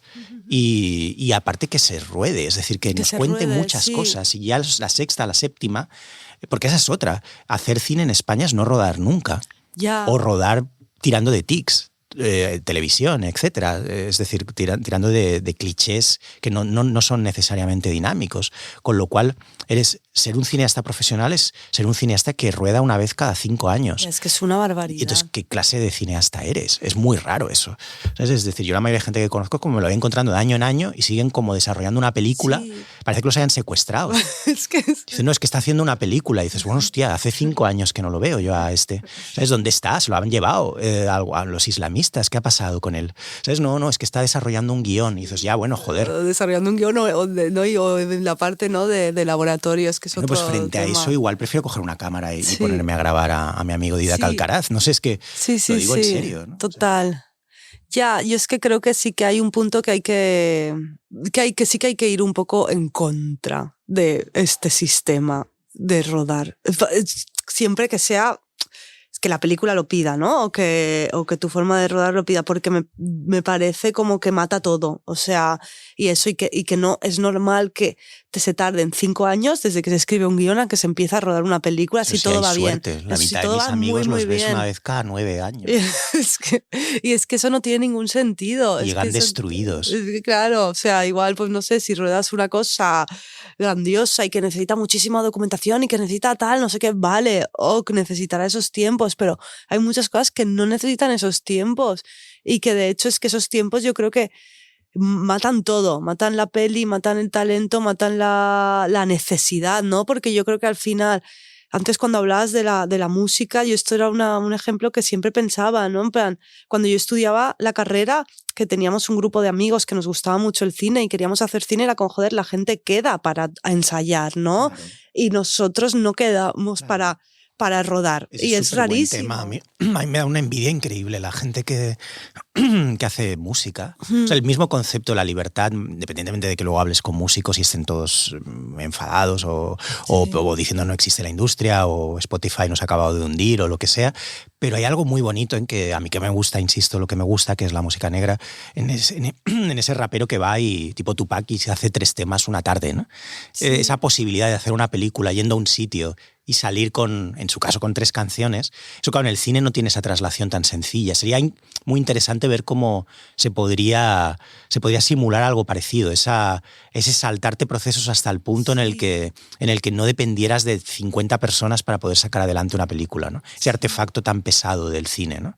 Parece que también tiene algo como que ver con impedimentos tecnológicos, es decir, la revolución digital prometió una cosa que en realidad luego no ha sido, ha traído más de lo mismo, incluso incluso más pesado, ¿no? Sí, sí, sí. ¿No? Cuando aparece Inland Empire o aparecen todas estas películas, parece que va a ser posible un cine muy ambicioso, Sí.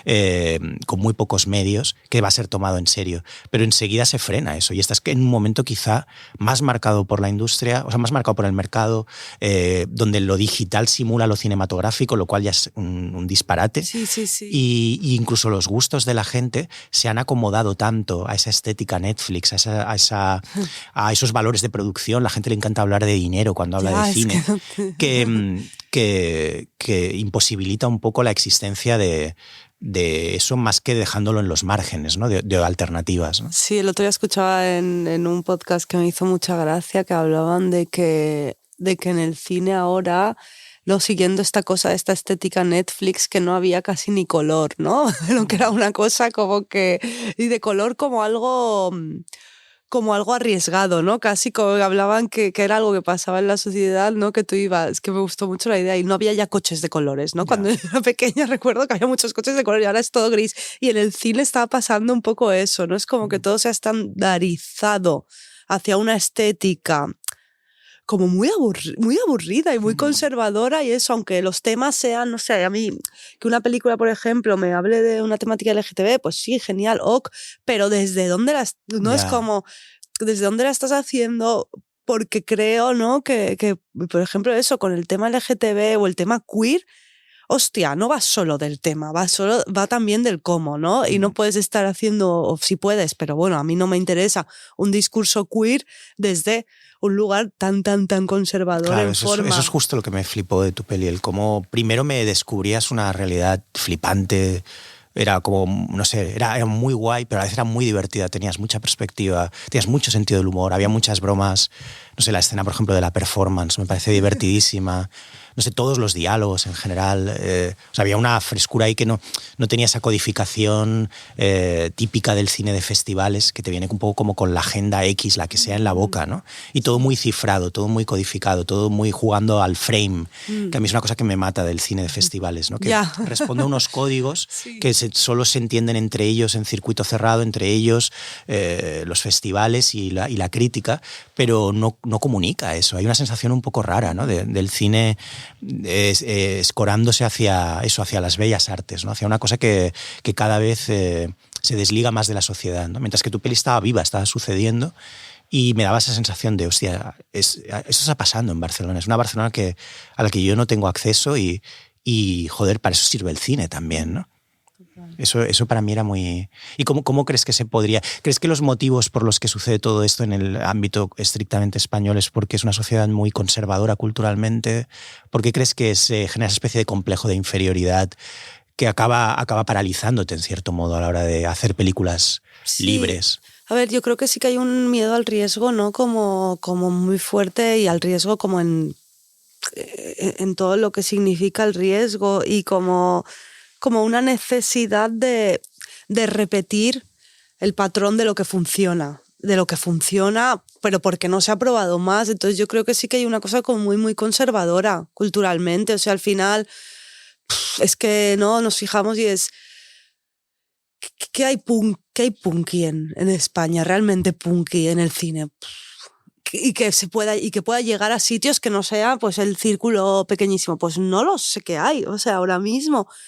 A mí Imhotep de Julian Hennison me lo pareció mamántula. Pero claro, Imhotep, ¿dónde la ves? No, claro.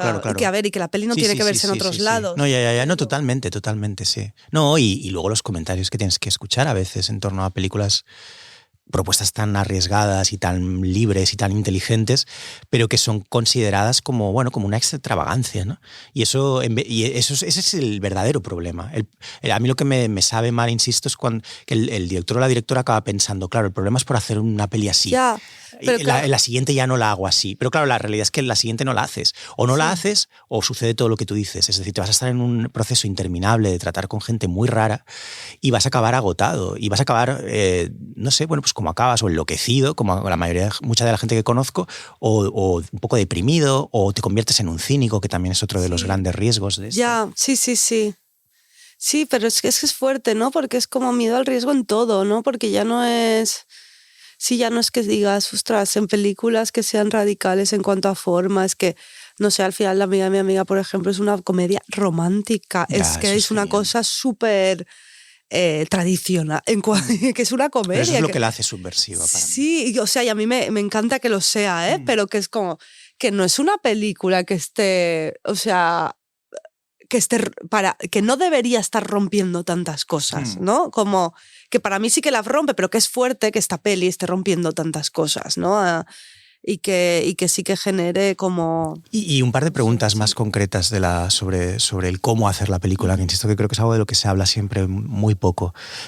Una vez la tenéis, porque ese es el gran problema, yo creo. El problema no es hacer la película, que lo es por descontado y que esté bien, eso es lo más importante. Pero una vez que la tienes, ¿cómo saltas el escollo de, vale, tenemos la película, cuáles son los siguientes pasos? Entiendo que en vuestro caso fue ir al DA. Sí. Y después del DA, ¿qué sucede? Pues después del DA sí que es cierto que empezó como un recorrido en festivales españoles. Ahí estábamos nosotras todavía como distribuidoras, o sea, no teníamos distribuidora. ¿La distribuíais vosotras? Sí, al principio sí. ¿Pero cómo lo hacíais? ¿Teníais la película en casa y qué? Teníamos la peli y pues mails y envíos. ¿La ofrecíais? Sí, y haciendo... Y es que al final, pues eso, haciendo puncadas, tipo, pues teniendo una colega que trabajaba en un sitio donde hacían DCPs y pudiendo hacer DCPs. ¿Pero cómo conseguís que no se quede solo en el DAC? Claro, es que es cierto que la peli en el DAC, claro, al ganar en Impulso Colectiva nos escribieron de bastantes festivales. Entonces ya fue como... Yo lo que sí que he visto con esta peli es que si tiene un buen arranque o en un sitio tal, ya va como tira bastante sola. Y entonces, por una parte teníamos toda la parte de circuito LGTB que iba solo, y por otra parte festivales españoles que sí que como que nos fueron llamando. Fueron contando con ellos. Sí, la verdad es que fue bastante que nos iban escribiendo. Sí que nosotros escribimos pues a los típicos que, pues por ejemplo, pues a Vicine a mí me hacía mucha ilusión estar, y les escribimos y fue como sí. Y luego lo que pasó, que nos pasó que fue muy guay, es que, bueno, a todo esto íbamos también tanteando y escribiendo a distribuidoras. Porque claro, al final la distribución es otro trabajo que yo he aprendido mucho de dirección, he aprendido de guión, he aprendido incluso cosas de producción, pero distribución también, pero hostia, es que ahora estoy ya exhausta como para, claro, es el problema, para empezar el problema de esto. cuando haces una peli que llegas muerto al final. Y buscando distribuidoras no acababa de encajar por una cosa, yo creo que presupuestaria, básicamente, ¿no? Por la factura, ¿no? Todo el rato es como es que la factura, la peli está muy bien, pero no acaba de encajar la factura en plan, esto no se va a poder poner en cines. Y al final nos cogieron en Made in Spain de San Sebastián, que nos escribieron porque una periodista, Julia Olmo, se ve que había visto la peli en el DA y le había gustado mucho y le escribió a Rebordinos, entonces fue como... Y a partir de ahí pues ya sí que conseguimos distribuidora y como que la peli hizo otro salto ya también a nivel internacional. Estuvimos en Rotterdam, pero ha sido eso como un poco por viajes de festivales. ¿Salió en The Guardian, puede ser? Sí, bueno. Eso es brutal. Es que eso fue como... Eso es una locura. De repente me despierto y me envía un tuit una amiga y yo, ¿qué? Y miraba porque digo, esto es lo típico que hay. Un perfil de Twitter que se llama The Guardian, pero no es The Guardian, es como The Guardian NX. Y aparte era muy buena la crítica. Sí, ponía sex comedy o Spanish sex comedy, o sea, increíble. ¿Y cómo sucedió eso? ¿La vieron en Rotterdam? Sí, la vieron en Rotterdam. Es que... No, perdón, esto fue cuando la adquirieron Movie internacionalmente. Pero sí, lo de Rotterdam fue... La peli de otro salto. Como que yo de hecho era como, bueno, ya está, ya ha pasado casi un año desde que estrenamos en DA y de otro salto. Pero es que sí que lo que he visto es que es eso, que es tan fortuito, o sea... Hay un punto de azar. Hay un punto de azar súper fuerte. Que te puede hacer volverte loco, ¿no? Directamente. Sí, cuando piensas en ello, en cómo depende el destino de tu película, a veces de ciertas cosas que escapan de tu control. Sí, eso, que alguien diga, ostras, pues alguien que está conectado con no sé quién vea la peli casi por casualidad y le caiga en gracia. Por ejemplo, pues en Rotterdam fue porque uno de Chema García Ibarra la vio, le gustó mucho y se la pasó a Mercedes, que es una de las programadoras de Rotterdam, pero probablemente si no hubiera estado Chema, que era no habría llegado a una programadora de Rotterdam en ese momento que todavía no teníamos distribuidora. Entonces sí que sí que es muy, muy, muy fortuito y sí que da terror un poco pensar, hostia, es que qué guay, pero podría haber sido la misma película y haber ido al DA. Y haber ido al DA. Y al Fire, bueno, al Fire no, pues si está el DA no, pero a algún festival más y punto, ¿no? Entonces, bueno. Luego también no es fuerte porque sí que en Atlántida estuvo en filming y eso también supuso como a nivel de prensa bastante repercusión, y cuando estuvo en Movie internacionalmente también pues pasó esto de Guardian, ¿no? Y sí, y luego sí que a nivel de prensa interesó bastante, o sea, para ser una peli como con estas, ¿no? Condiciones, con tan pocas salas y tal, como que interesó muchísimo. Pues yo creo que eso por el relato que hay detrás, de cómo se ha hecho, de dónde ha llegado, como un poco este milagro que... Aparte de Romer, ¿qué otras influencias dirías que habían? Pues yo creo que hay mucho de Woody Allen, sinceramente, por la neurosis esta del personaje, sí, yo lo veo y también, así. Sí. Y luego hay mucho de... Es que claro, es mucho cine que me gusta y que he visto, ¿no? Pues está, pues eso, pues el primer Almodóvar, luego están todas estas tías que están haciendo cosas fascinantes, como pues Desiree Agban, que está ahí, ¿no? A nivel de tono, de comedia, de estas tías como tan desastres, ¿no? Luego hay una autora, Adas Benaroya, que no la conozco. Pues es que yo la conocí un poco porque un compi de filming me dijo, tienes que ver esta, y es una peli que se llama People That Are Not Me, que es un poco como este rollo así como muy urbano y tal, es bastante guay. Y sí, todo el rollo este de Mumblecore un poco también por ahí. Y luego hay una cosa que a mí me encanta y que como que son referencias que yo creo que están más de haber visto las pelis que no de pensarlas como tan directamente, como puede ser pues Romer, que hay planos a planos copiados, pero pues todo el movimiento que hubo en los años 90, 2000 del indie estadounidense, con pelis como High Art, o así, que pelis con temática boyera, pero desde la comedia, ¿no? Que yo cuando las descubrí fue como, wow, qué relax, ¿no? Porque cuando siempre te has visto en pelis como súper dramáticas o victorianas, o sea, yo no estoy con mis amigas. Todo es muy grave, ¿no? Sí. Y todo acaba muy mal. Y todas de época, que es como que genial y todo fatal. Pues en estas pelis que también había el reírse de una misma, ¿no? Que al final creo que sí que pasa que en las identidades disidentes, bla, bla, como que joder, que sí que es muy importante tener como presente pues la opresión que hemos vivido y ser conscientes de ello, pero ostras, que a veces es importante también, joder, poder permitirme ser irónica conmigo misma, poder permitirme decir que, hostia, nosotras también somos mediocres, y como reírnos, poner como, si reírnos de nosotras es muy mismas. inteligente y eso hace llegar y comunicas. Y te relaja, claro, ¿no? Porque claro. es como, hostia, es que... que también yo creo que ha pasado mucho desde algo así como muy genérico, pero como se ha representado también a la mujer, ¿no? Como de que esto ya sí que llega de más allá, pero de que hace de unos años, ¿no? Es como ya está, ya vamos a romper con esa imagen de esa mujer que vive entre algodones y que tiene que ser perfecta en todo. Es como, no, puede ser, y una boyera podemos ser mediocres, puede ser despreciable y no saber querer, ¿no? Y para mí eso hay un relax de poder representarnos así. Entonces en estas pelis es que eran, pues eso, maravillosas. Ahí se produce esa conexión que yo desde luego sentí al instante con la película. Y siempre ha habido cine en tu casa ya, por ejemplo, cuando eras pequeña, tus padres o tu familia. Mis padres son los típicos que han visto mucho cine, pero que no saben quién es Godard, o sea, que pero han visto, también íbamos mucho al cine. ¿De dónde sale el cine? O sea, cuando entras en contacto con eso. Pues es que es que a mí me llevaban siempre al cine, en plan, ellos era lo que ponían en el cine de Castellón. Yo soy de Castellón, es tan bello. No, pues, he estado, no pues sé. no hace falta. O sea, no hace falta que vaya. Yo le tengo cariño, pero es que le tengo un poco de manía a toda esa parte. No sé, pero es una manía irracional, sí. O sea, tengo yo... Pero había que es la sal de España. Ya, no sé. No, hay sitios que no quiero ir, no sé. No hace falta. A ver, Castellón es un sitio, yo siempre digo que me hace apreciar la belleza de todas las ciudades a las que voy, porque de venir a un sitio tan feo es que todo te parece bonito, todo te parece bello. Pero eso, yo iba mucho, me llevaban mucho al cine y me llevaban a ver de todo, que me acuerdo de mi hermana, que es mayor que yo, me hacía decir la frase, voy a una peli de no recomendada menos de 18 y no tengo ni 10 ni 8, ¿no? Entonces, porque yo me quedaba callada y qué películas son las primeras como que te llaman, no te interpelan directamente? Es que a mí me flipaba, me encantaba el cine español, el plan de los 90, 2000, todas esas comedias.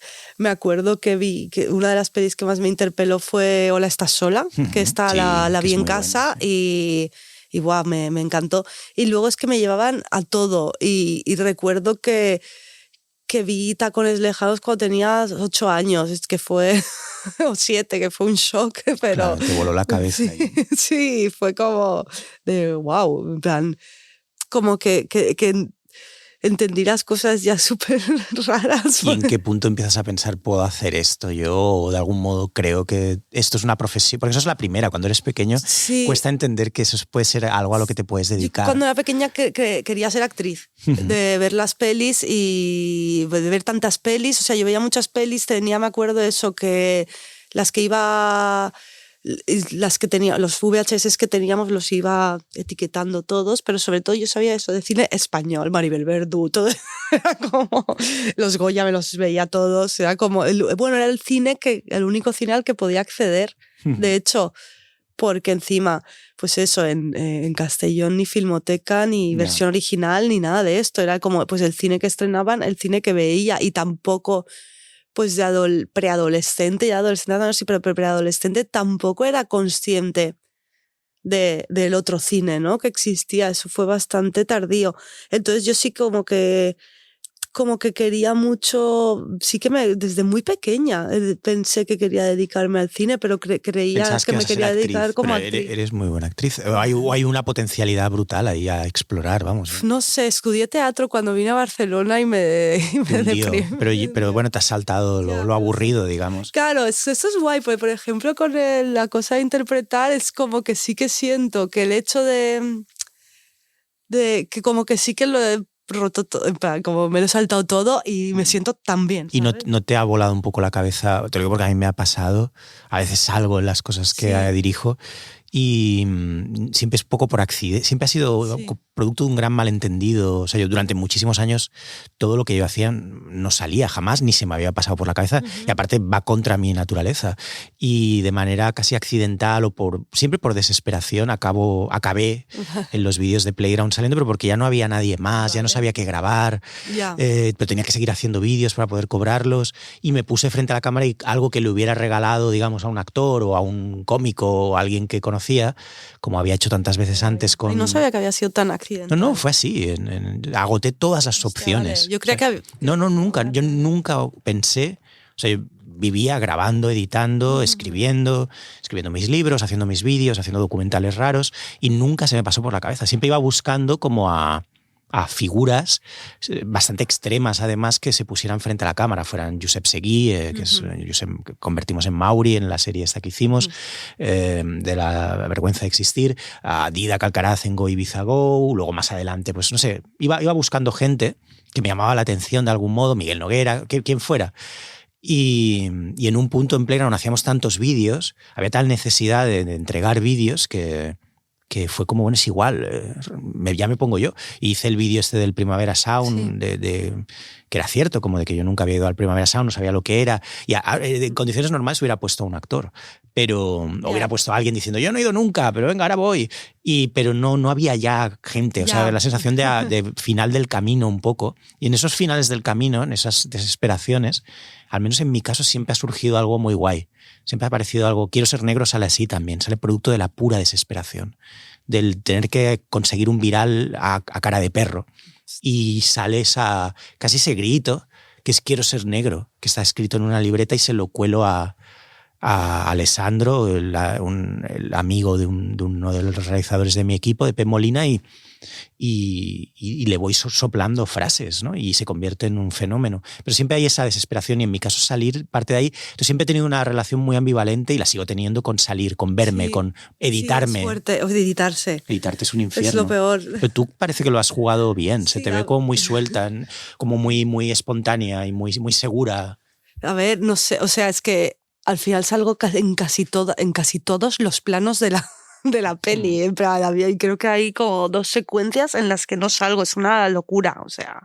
Y también fue un poco, es que como fue, esta peli al final fue todo mucho fruto del juego, ¿no? Y sí que es cierto que se sumaba el corto que te comentaba, que rodé y monté también en confinamiento justo antes de escribir, y como que utilizarme a mí como su materia prima casi, como que me gustó mucho también porque como que me permitía... Yo no tengo muchísima imaginación al escribir, ¿no? Es como que cojo cosas que pasan y robo, pues no robo ideas a la gente, pero robo las cosas, lo que veo de personajes y de gente y lo aplico.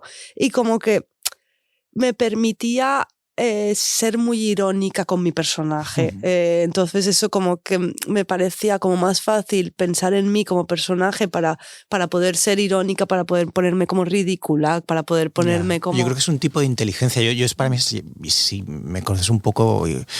Igual no, pero es un debate estéril que siempre intento desarmar, o sea, lo odio, el rollo como de tratar con desdén el tema de la primera persona, o ni siquiera odio la expresión esta de autoficción, la odio, porque tiene algo como de arrinconar, ¿no? Como de tratarlo como de género menor, cuando creo que es una estupidez absoluta, y una estupidez absoluta que solo sucede en España. Es decir, David Sedaris es un genio y solo escribe sobre su vida, y nadie le pide otra cosa. Woody Allen, cancelado no, es otro genio, tiene 10 de las mejores comedias que se han hecho nunca, y nunca no es un problema eso. Es decir, es una forma de inteligencia, es una forma... Richard Pryor o Maria Bamford, la cómica de stand-up, o tantísima gente hablan se autovigilan. Es un proceso artístico peculiar, no es un género menor, no es que no tengas capacidad inventiva. Yo ahí discrepo.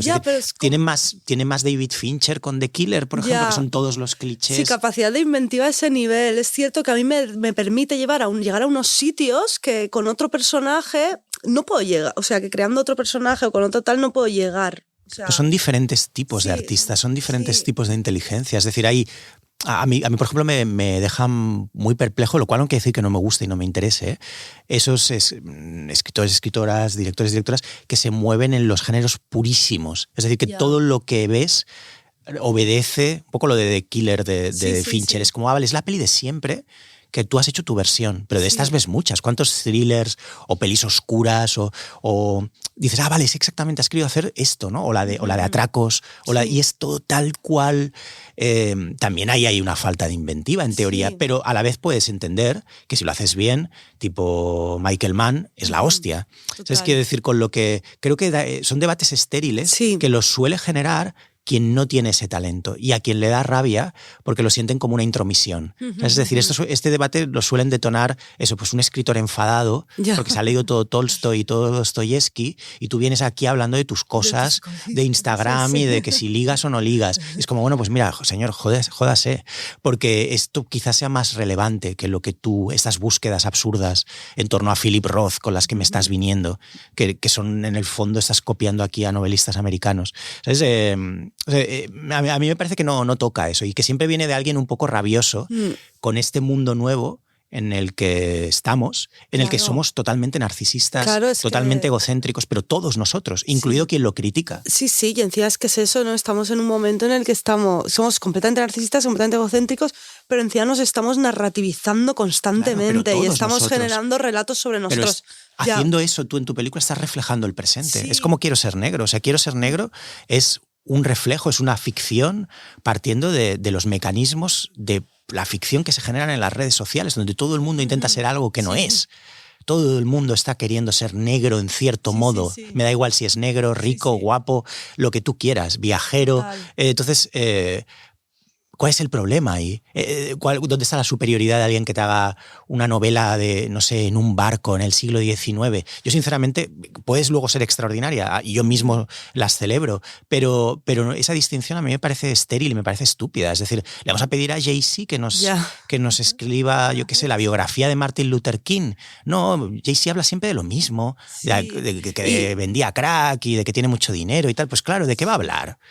Sí, y encima es que no está también esta cosa de que haya no, estas cosas de peligro, es que siempre habla de lo mismo, ¿no? Este autor, esta pues directora, mal. Pues qué bien, o sea, es que yo Bergman realmente... siempre habla de lo mismo. Sí. Habla de 3 o 4, odia a todo el mundo, odia a la humanidad, no cree en la pareja, estamos condenados. Maravilloso, ya está. 50 películas de esto, ya está. Total. No sé, para mí fue bastante interesante ponerme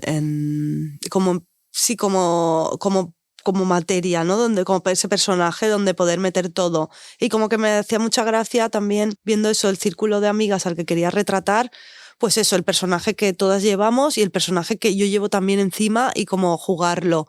Y supongo que me decidí eso, a ponerme como actriz porque en el corto era como un poco jugar a eso, a poner en escrito de alguna manera como mis neurosis, mis contradicciones, mis mediocridades y llevarlo pues a un lugar como el de una comedia romántica.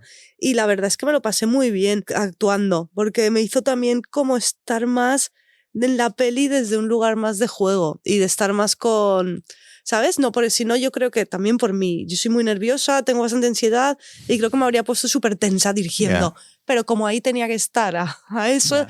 No sé, como que también creo que ayudó a generar un ambiente como, no sé, mucho más interesante entre todas. No era como la directora y tal, sino que yo estaba ahí bueno, todas estábamos en todo. O sea, Alba también trabajaba de dire de foto y de actriz. Es el interés romántico de la protagonista, sí. Que es genial, la relación sí. Es súper guay. Sí, esto y todos los matices que tiene, esa especie como de idealización tuya, no sé, la imagen de ella, casi es otra Barcelona, casi aspiracional a la que representa.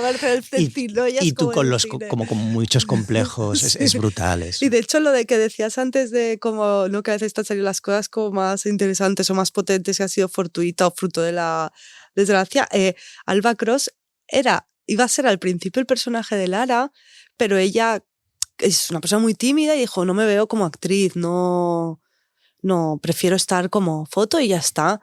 Y entonces buscamos a otra persona que sí que es actriz profesional y que iba a actuar, que era Nausicaa Bonin, que es colega. Sí, que sale por ahí, pero sale con un papel pequeño. Sí. ¿Y qué pasó? Que como éramos muy punkis y muy tal, ella justo acababa de tener una criatura que tenía muy poquitos meses y dijo, pasadme el plan de rodaje para ver los días que tengo, para ver si puedo hacerlo así.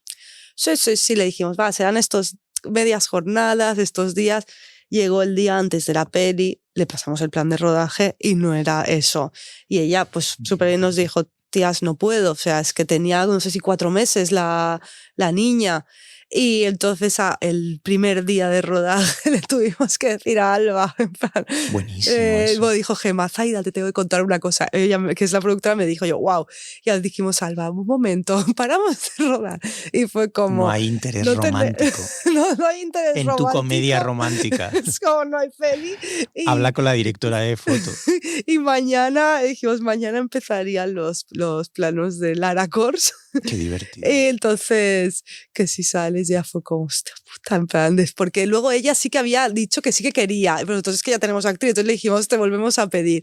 Entonces, para mí me parece súper, que seguro en la música habría sido fantástico, pero creo que con Alba se genera una cosa súper bonita, porque encima yo Alba como que yo Alba tenía, como me apetecía mucho grabarla, porque ella me daba cuando esa sensación de esta persona inalcanzable y que va a los museos y que viste de y cómo la negro. presentas la primera vez que la ves, ese montaje estiradísimo, es fantástico, con la luz así loca. Sí, que era donde quería, los poquitos eran para estos planos.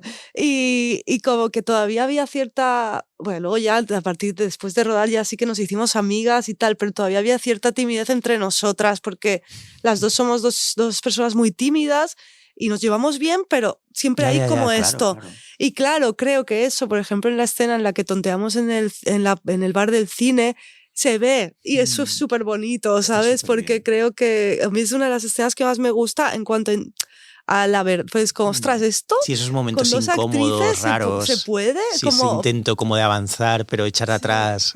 Y entonces fue muy guay que al final fuera ella y fue por un error. No, sí, es un error pero... feliz. Bueno, pero entra dentro de eso que hablábamos, de las casualidades felices y la relación, y el azar, y la relación loquísima que tiene con el cine y lo desquiciante que puede llegar a ser. Si eres muy neurótico, casi lo mejor es no pensar demasiado en ello. Sí. Porque yo a veces pienso que me va a dar un brote psicótico.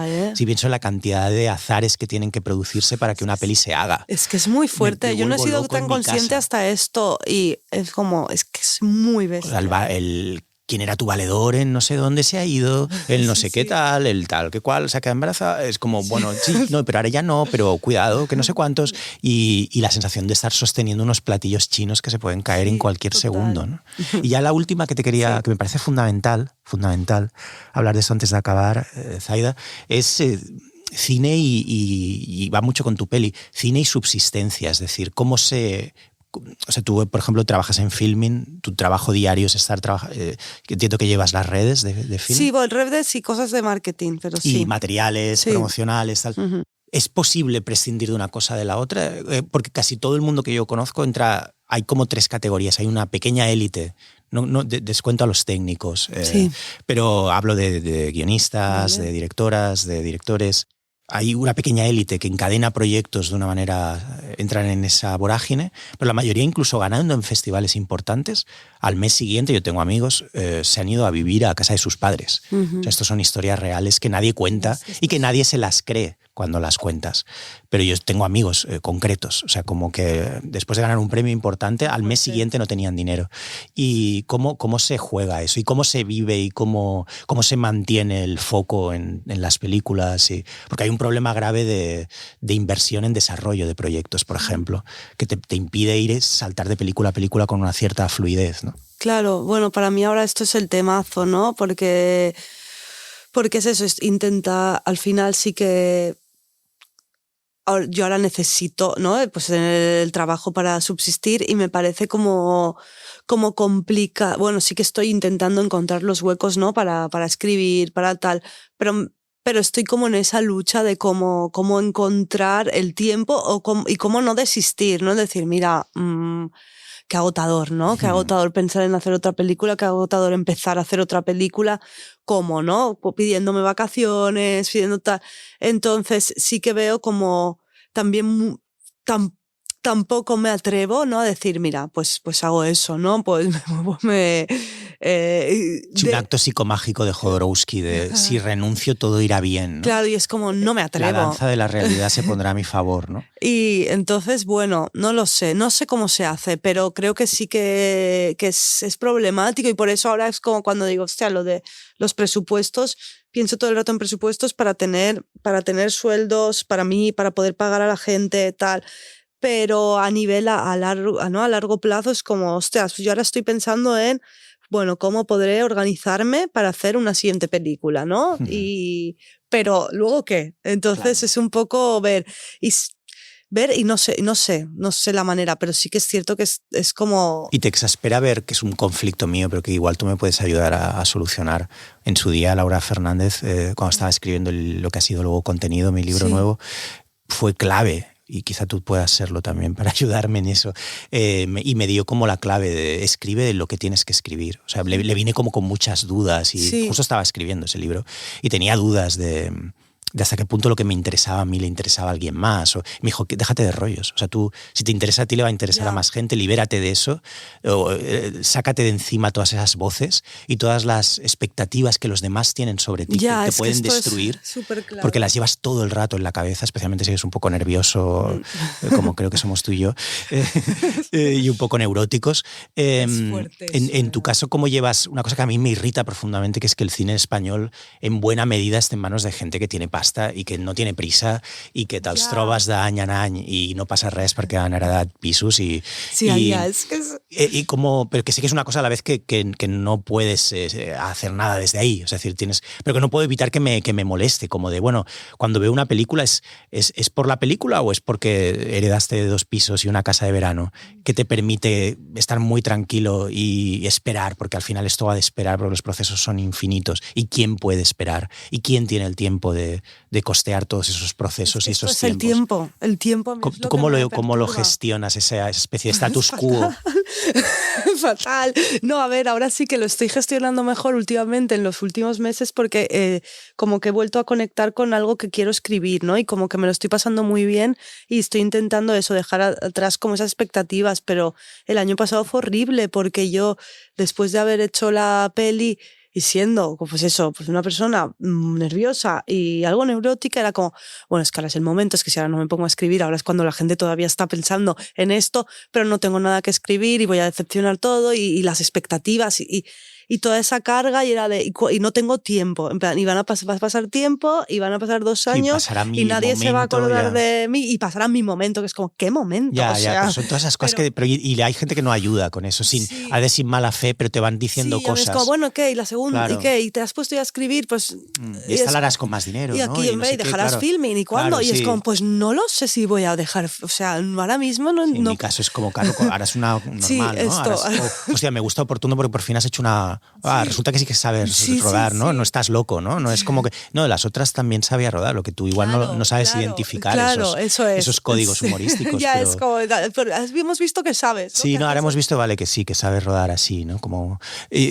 todo eso lo llevas en la cabeza. Y especialmente en la era de redes sociales y de internet, donde todos estamos increíblemente desquiciados porque es transparente todo lo que opina todo el mundo, no solo sobre ti, sino sobre cosas todo, parecidas a lo que tú haces. Y es como escuchar todas las conversaciones en la escalera de vecinos, ¿no? Es algo que es antinatural, pero estamos especialmente expuestos a eso. Y ahora hacer cine... Totalmente, y ver gente, ¿no?, que triunfa, ¿no? Y es como yo, hostia, esta chica tiene 23 años. Sí, el otro fui a ver Anatomía de una caída y busqué la edad que tenía, en plan, vale, pues todavía tiene 45, me quedan unos años.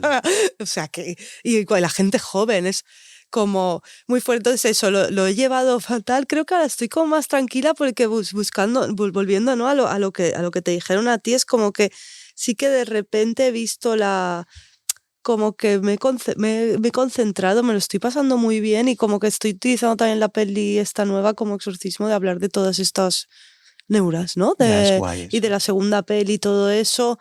Y como también pensando en otras fórmulas para hacer para peli, ¿no?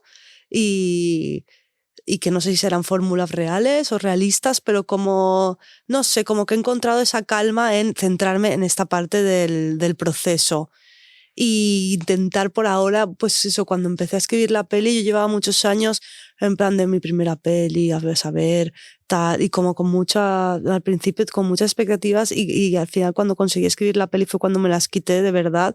Yo creo que también por eso, pues estamos en ese momento como tan concreto del confinamiento y esa necesidad de escribir algo con lo que pasármelo bien simplemente, y como que al quitar esas pretensiones y esas expectativas salió algo. Entonces ahora por fin siento que estoy volviendo un poco a eso y como la solución es esa, ¿no? Y al final, ¿ves? Me das la solución. Eso siempre pasa a veces. También el azar del que hablábamos es hacer. Y casi desterrar de tu cabeza todo, no pensar tanto, ¿no? Y no, pese a que el mundo actual en el que vives, golpeado permanentemente por redes y mierdas y expectativas ajenas, te vaya como ir saboteando, ¿no? No te vaya... Ha sido muy guay, Zaida. Igualmente ha sido muy guay. Ha sido genial. Qué bien. Iré súper atento a tus siguientes pelis y sobre todo no pierdas eso, es muy guay. Son de verdad esas películas. Qué guay. Molan mucho. Muchísimas gracias. Gracias a ti. Media Offline. Media Offline. Con Carlo Padial. Media Offline. Media Offline. Carlo Padial. Tu mejor amigo online y offline.